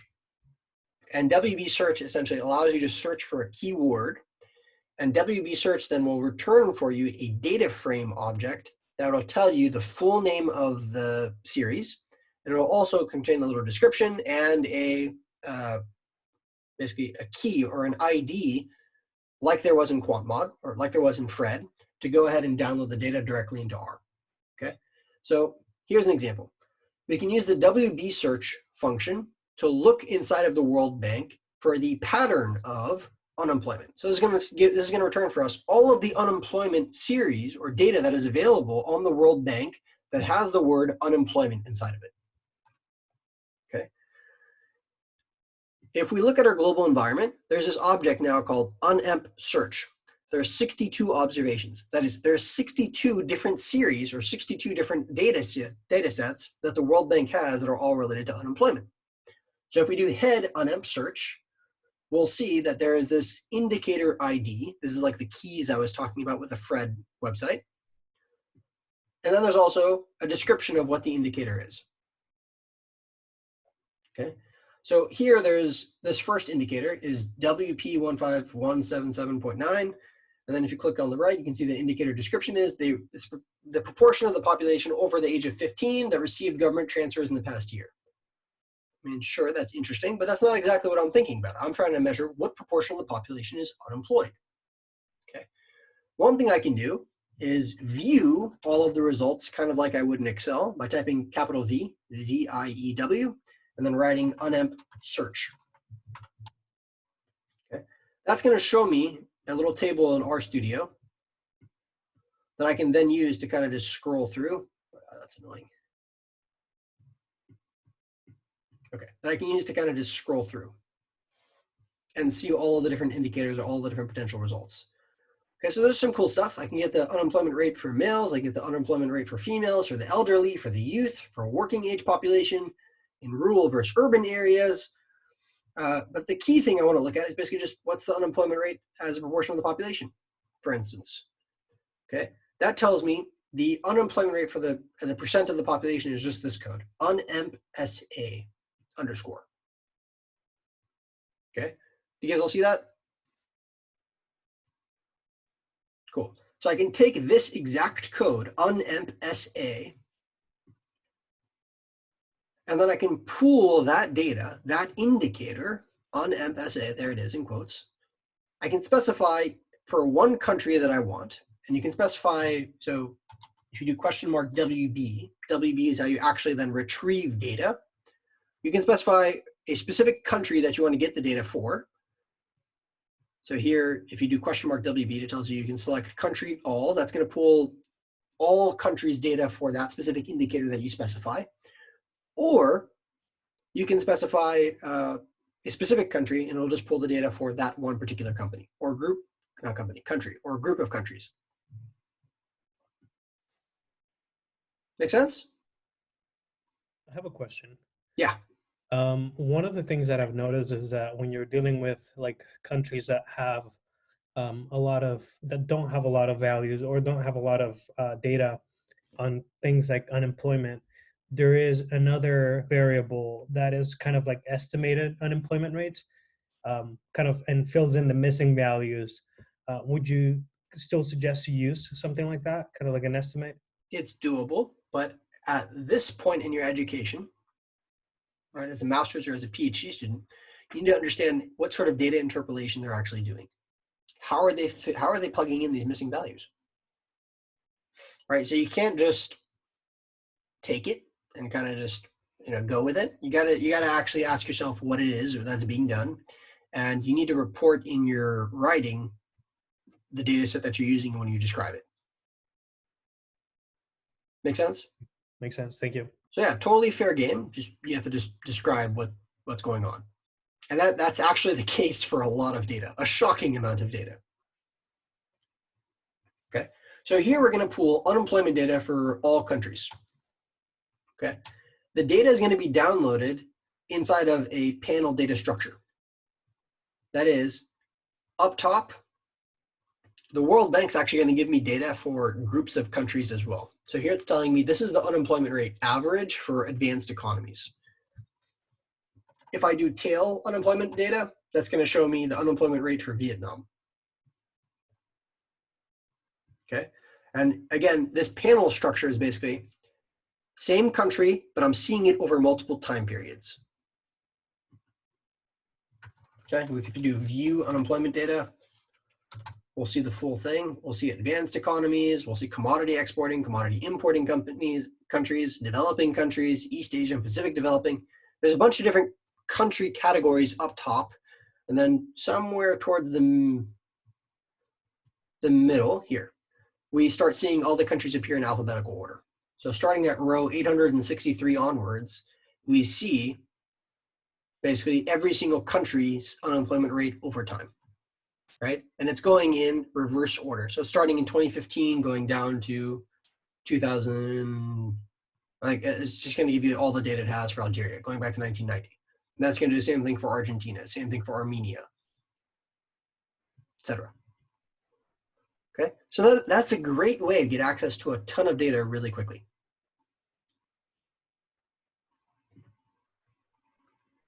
Make sense? Okay.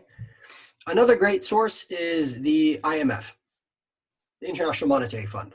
Okay, they also have a package, which I urge you guys to take a look at the documentation for and explore the data set. It operates in a very similar way to the WB package, the World Bank package. Okay. A lesser known site or a less used site among economists is a website called Quandl. That I've been tracking now for a couple of years, which is pretty cool. It's grown quite a bit. So Quandl is a data aggregator. They actually have all of the data from Fred, and they have really cool alternative data sets now, but you have to pay to use them. It's like they have things like auto sale estimates, they have things like credit card activity. So you can actually pull data on like millions of consumers and see where they're spending their money every single day. They have really cool futures prices data. They have really cool endless stuff. I'm pretty sure they even have like satellite imagery now. So you can do image processing. So like you can convert an image into a series of matrices of pixels. And then you can analyze the pixels to make projections on an economy, which is really cool. They don't have a free student trial, do they? Actually, they might. They might. Oh. I'll look into that. They might have like an education. Oh yeah, they do have that. They have an academic program.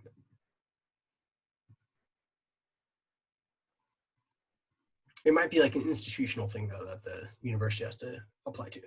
Okay, but there's tons of data here, and you basically need an API key to download the data. It's totally free to create your own API key. I've shared with you guys my API key inside of the lecture. Please don't abuse it. Okay. And once you install the package, you load it in the same way you would any other package. So you do library quandl. Whenever you load in the package, you have to specify your API key. And then here's an example of pulling in the OPEC oil reference basket. Okay, so here we can see oil prices have been plummeting. Right, so there's a very severe oversupply of oil at the moment in the world because there's a huge aggregate demand shock with everyone staying at home. No one's buying stuff anymore. No one's traveling anymore. No one's going anywhere anymore. Because of that, no one needs oil, right? And no one's producing anything, so no one needs oil. At the same time, last month there was a oil price war between Saudi Arabia and Russia where they both disagreed on how much oil they should be producing inside of the OPEC mafia. So as a result, they were both overproducing and it led to a price war, which caused oil prices to plummet. Over the weekend, they came to an agreement around the world, or an OPEC Plus, to cut oil production by 10 million barrels per day. But apparently it was still not enough because oil prices still are quite low. They didn't spike today, which was disappointing for people that own oil futures. That'd be me.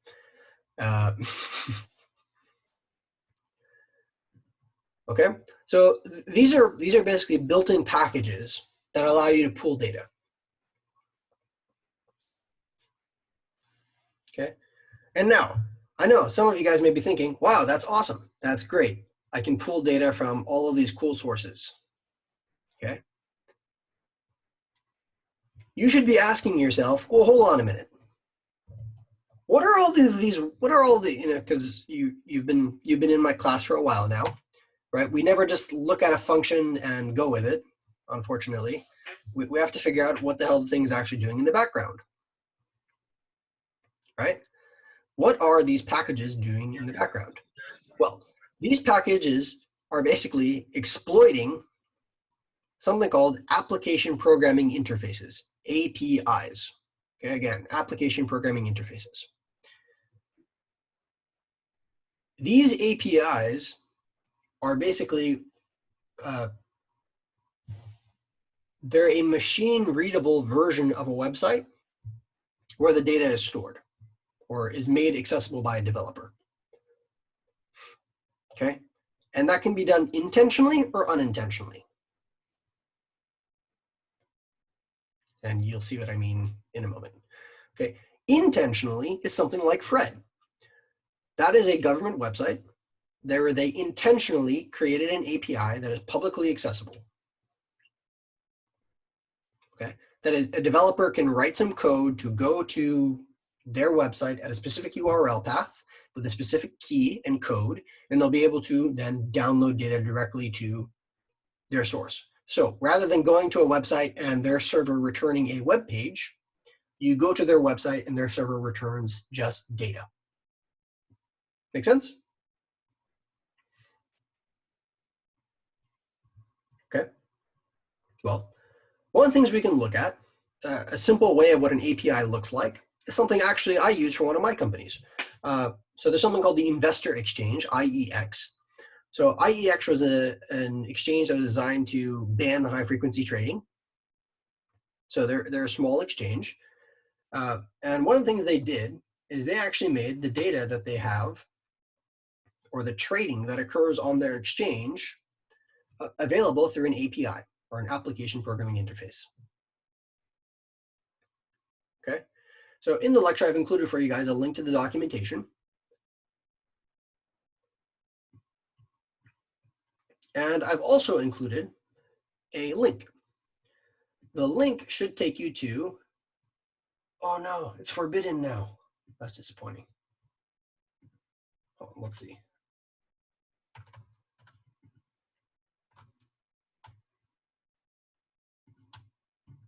They blocked it, never mind. So disappointing. Okay, never mind. So they blocked their API there. That's really disappointing. What's another one? We can go to Forbes billionaire list. I'll share with you guys this link in a minute.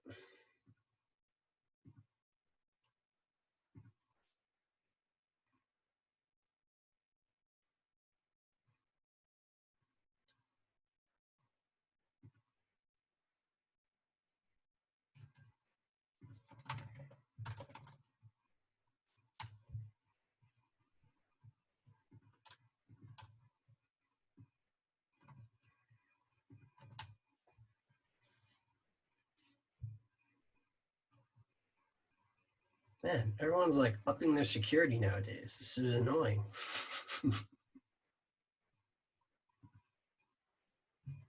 They're on to you, Hasten. I think so. No, this is a different. This is the one I'm looking for. Psh, there it is. Okay. So I'm going to share this link with you guys. That's funny. So let me see if I can share this link with you guys. Participants.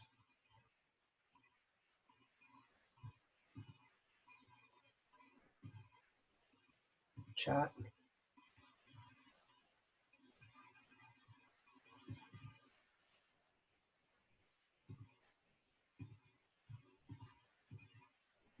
Okay, so I just sent everyone a link. You guys all get that?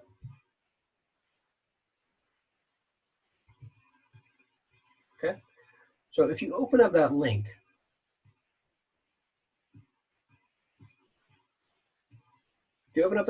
so hopefully my screen is still being shared, yeah? Okay, if you open up that link, you're gonna get a website that looks like this. You guys will see that? Okay, this looks like a mess, right? Okay, this website is actually a hidden API. This was an unintended API that Forbes created. Okay, this is what Forbes uses in order to update the content on their own website.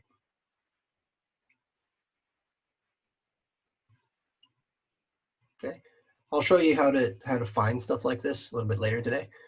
But basically, there are certain URLs where if you go to them, it's not really designed for a human to read. It's really designed for a machine to read and process. Okay, and if you look around on this page, I know it looks really messy, right? But actually, there's some structure here, right? So if we just look at the very top, there's a square bracket and then a curly bracket. Okay, there's this key where it says name in quotes. There's someone's name. There's a last name, or rather there's a comma. There's a last name, then there's a colon, and then the actual last name. There's a comma. There's this thing called a URI. There's an image URI. There's a net worth change. There's an age. You can see where their wealth came from.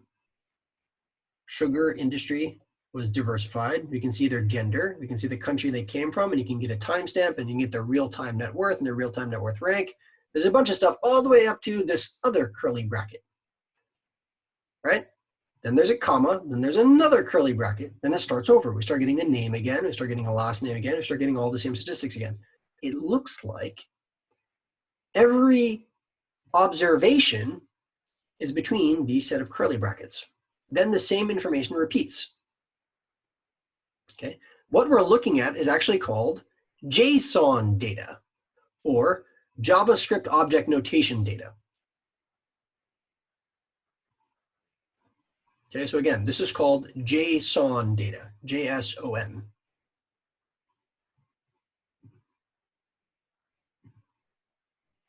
I think I usually add the JSON view extension into Chrome, and it makes it a little bit easier. Okay. So another way you can look at it is actually in Mozilla, in Firefox. So in Firefox, generally, it actually looks a little bit better. So it has it built. It has that JSON. It has the JSON viewer like this. This is what you're talking about, Atusa. Yeah, yeah, exactly. Okay. So not to read by. Yeah. So this is the exact same link. Okay.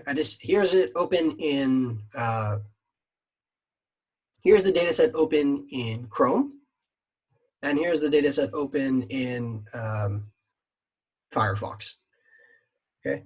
It's exactly that pattern we were just talking about. There's person one's information. Okay. And for most programming languages, 1 is 0. In R, 1 is 1. In Python, 1 is 0. The first index is 0. Okay. We basically see the same information repeated over and over again. Name, last name, net worth, where they got their wealth, where their country of origin is. Okay. We can pull this data directly into R.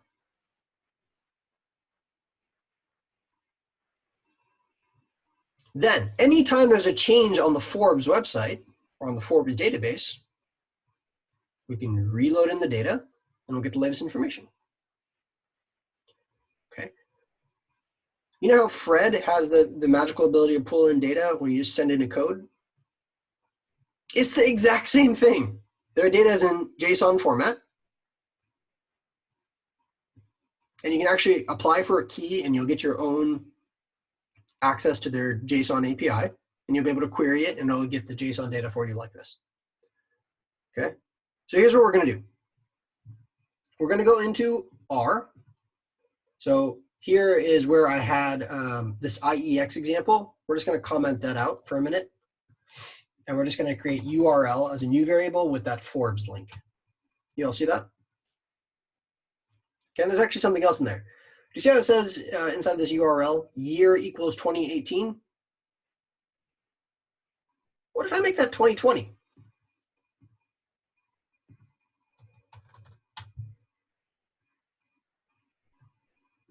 Huh, I get a slightly different list.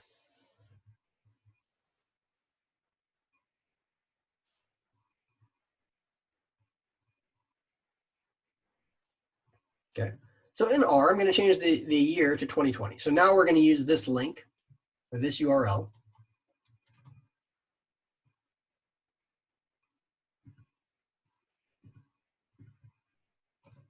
Okay, so we're going to create a new variable in R called URL. There it is. We're just going to put that URL in quotes. Now, in order to read in JSON data, we're going to need a package. We're going to need a package called JSON Lite. So if you uncomment this line, install.packages JSON Lite, that'll install that package for you on your machine.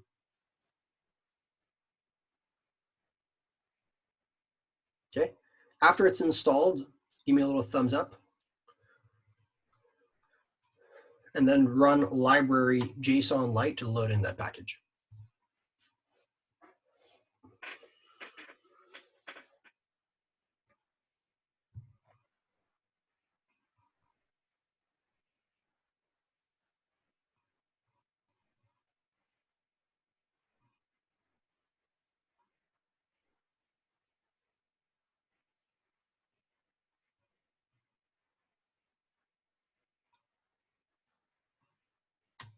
Got it?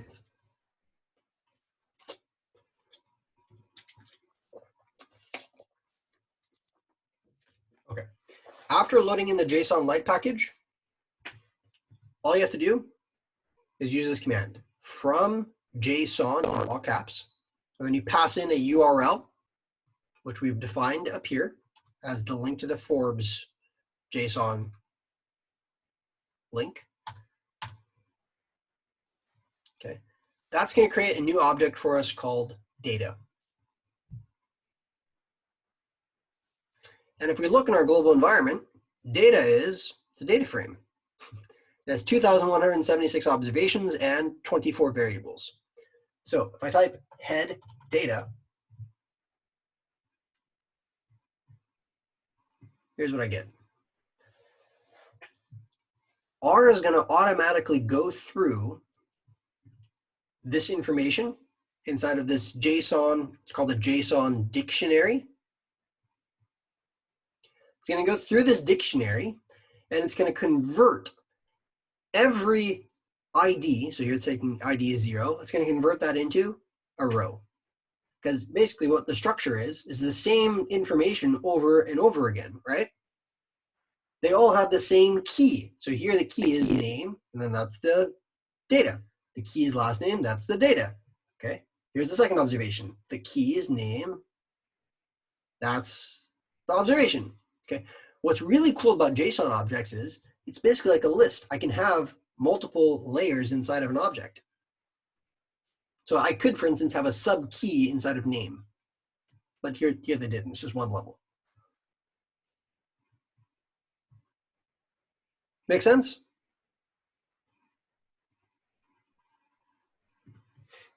Okay. So this allowed me to basically extract all of the Forbes data.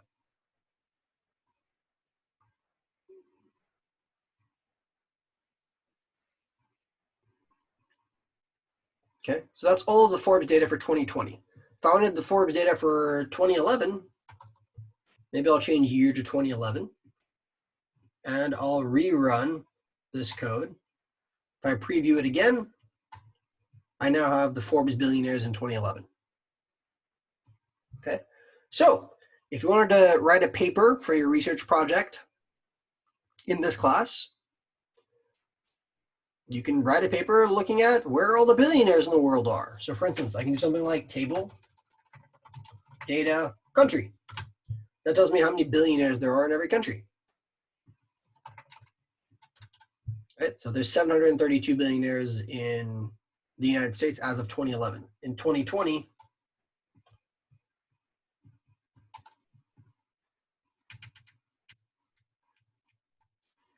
$631 reported. And the number of Chinese has gone down. That is interesting. Reported. Reported. Okay. I'm sure there's lots of billionaires that actively do not want to be known that they are billionaires. What did you write? You did table and then data. What did you? Okay.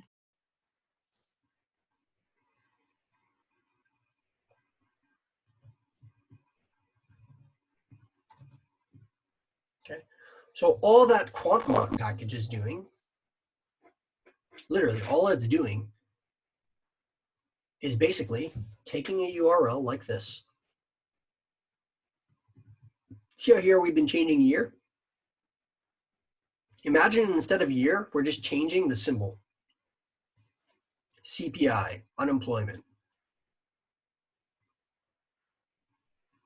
You send a query to the, it's called a GET request to the server, and then it posts a response and we read it back.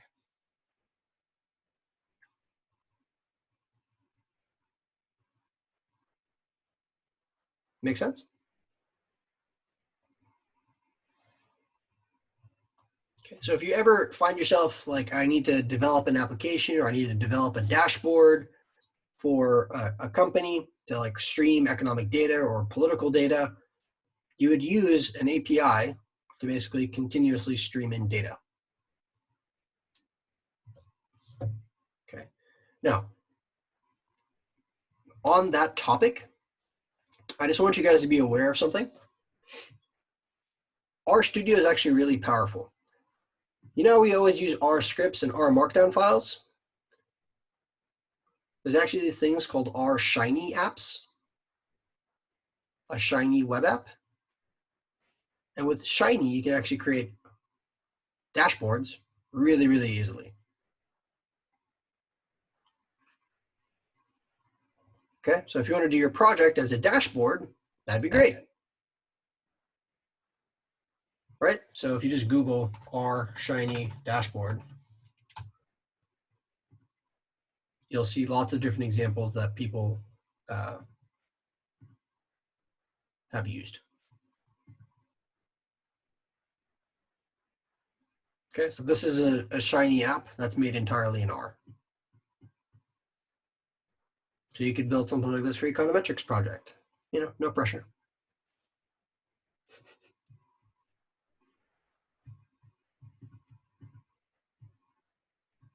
Okay. So that's all great and all, but that's just a way of basically accessing structured data. Right? By that I mean, someone made this API, some developer, right, had the pleasure of compiling all of this data, putting it in a database, and then writing a function that responds like a web server. Wherever you send a request, they're going to send you something back in this pre-specified format as a JSON object, right? That's cool and all, but most of the time, the data I want actually isn't available in an API. What if I want to collect just raw text?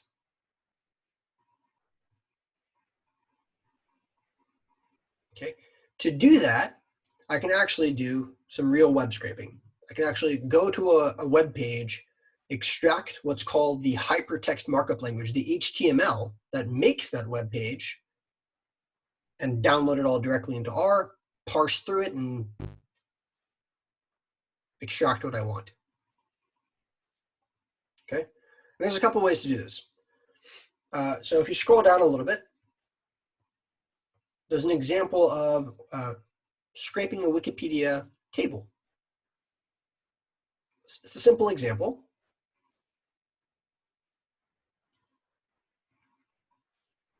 Okay. You're going to install 2 packages and actually make it 3. So I want you to install another one called rvest. Okay. Those 3 packages are the primary packages for collecting data from the internet in R. The one I use the most is rvest, by far. Like I use that pretty much every day.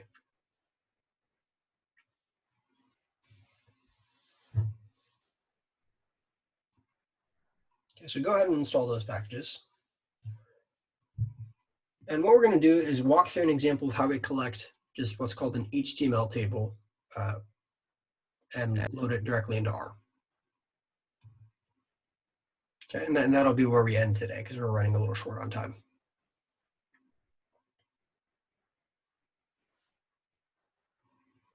Okay, and I'll post a homework assignment for you guys on web scraping and collecting some data from the internet.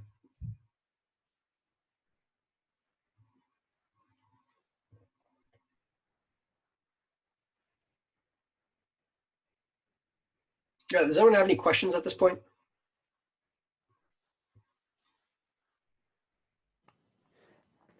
Would you know if there are CGU courses that like focus like really in depth on this web scraping process? No. So I used to teach a class that spent probably like 2 or 3 lectures on this. All right, I taught a class last semester.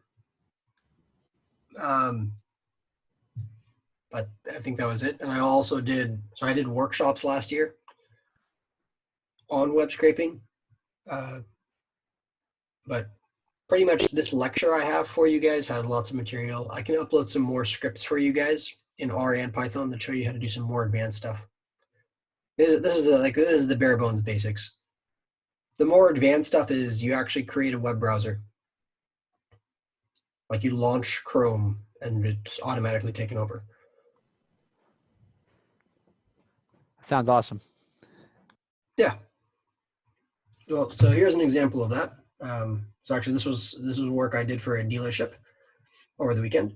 So basically, this is a Python script. So by running that code, what it's going to do is launch Chrome. Right? I didn't actually click on anything. I just ran some code. And if I run this code, it's going to go to a car auction website, and it's going to basically log in.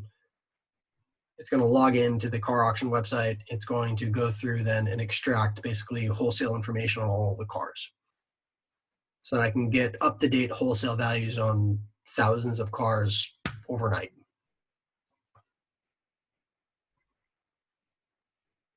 Okay, so it's actually usable in the real world.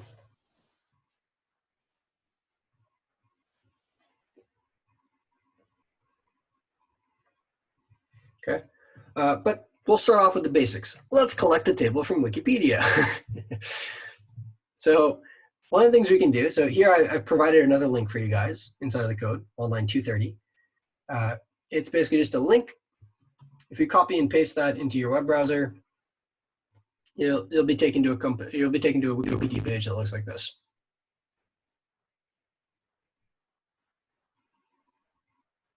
Right? Essentially, there's a table on here, and that table includes a ticker symbol or code for a company.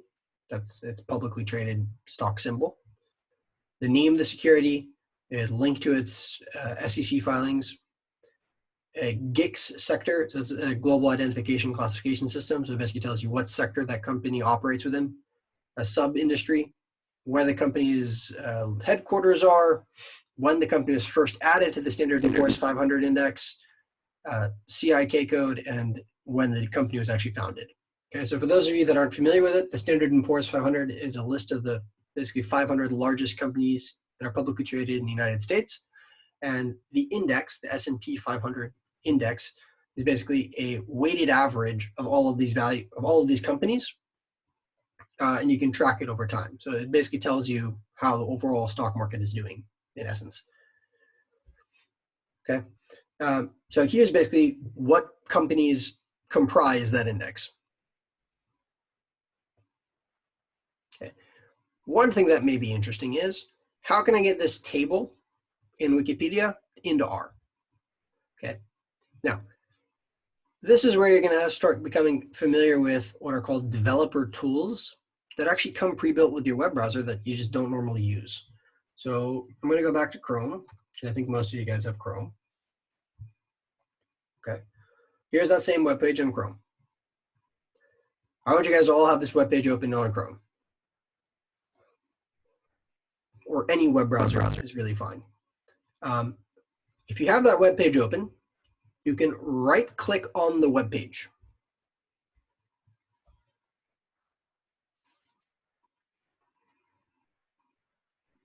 Okay, when you do that, you're going to get a drop-down menu that looks like this or something like this.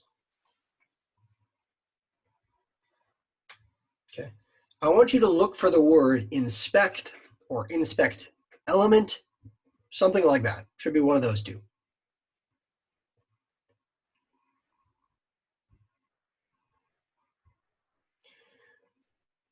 When you do that, I want you to click on inspect. Okay, and you should get something that looks like this. If you're on Chrome, it may not appear on the bottom like this. It may appear like in the right-hand corner, or it may appear in the left-hand corner, or up top. Just you can choose the location of where the inspect element appears by using this three little dots menu. It'll basically let you select where you want the dock to be. Okay, I like to have my dock on the bottom. Okay, you guys all see this? Okay, what you're seeing here when you click on the Elements tab is essentially all of the HTML, it's basically like an R Markdown file, all of the markup language that makes up this web page. Okay, so what's happening is Chrome takes this HTML and it compiles it into what we see here, this user interface.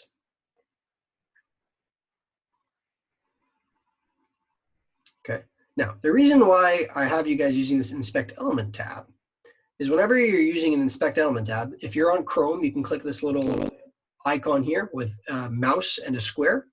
If you're on Safari, it should be like a crosshair symbol.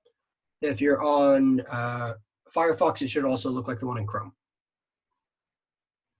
Okay, if you click on that icon and it turns blue, wherever you move your mouse pad to, it's going to highlight the HTML code that actually makes up that specific object. See that?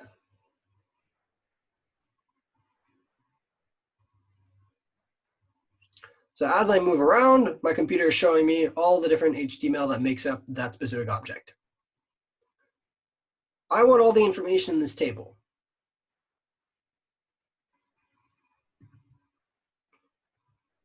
I think you could actually them too if you want to see how it would look if it was like a different color or like different font. You can actually, yeah, you can actually modify it here, right? Yeah.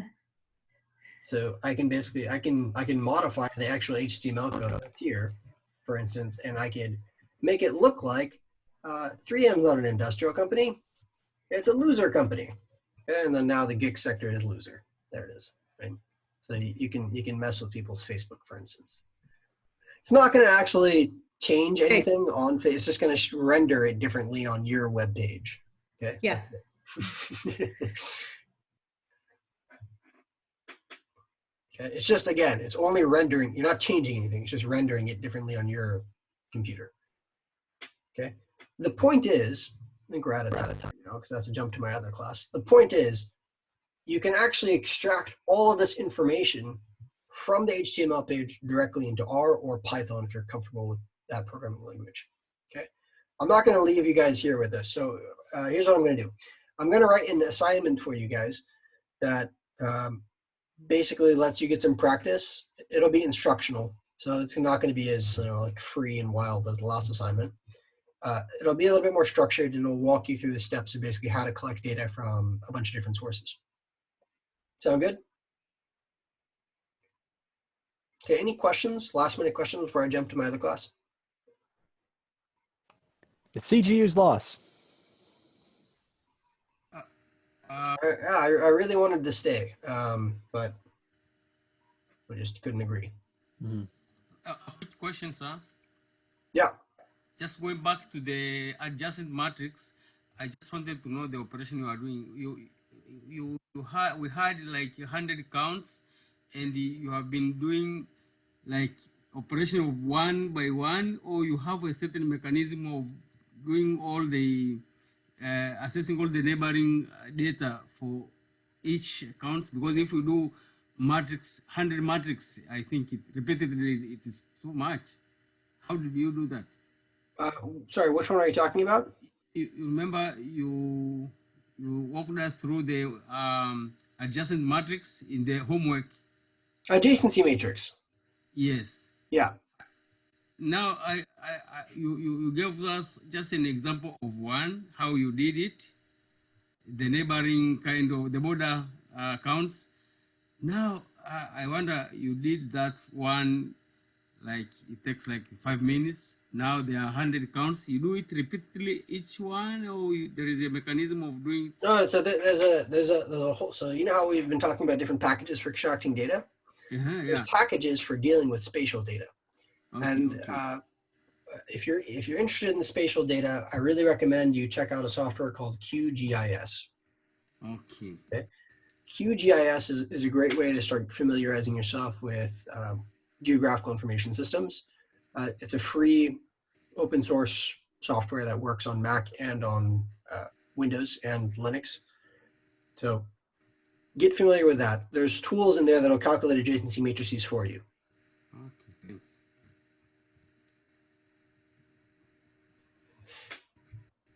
Okay.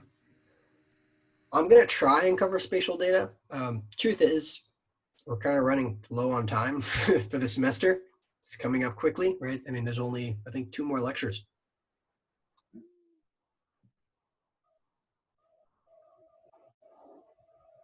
Right, so it's coming up quickly. But what I'll do is I have more material that I've written in the past, so I'll just try and share that data with you guys, or those lectures with you. Even if we don't cover it, it'll be there for you as a reference for you to fall back on.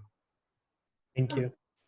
Is the format of the final the same as the format of the midterm? Yes. Anticipate the time. Okay. Yeah. To be honest, I haven't written the final exam yet. Because again, it's first and last time I'm teaching this class. So we'll see. I may not have a final exam. It may just be your projects. Got it. Okay. Just trying to see if I should take time off before or after for work. Yeah. Okay.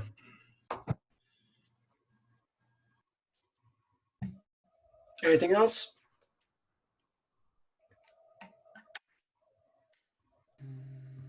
Okay, so that'll be it for today. And then we'll pick back up next week, and I'll post a homework assignment, and we'll also have office hours on Wednesday. If you have any questions, you can join there. All right, everyone, take care. Thank you. Thank you. Have a good day. Stay safe.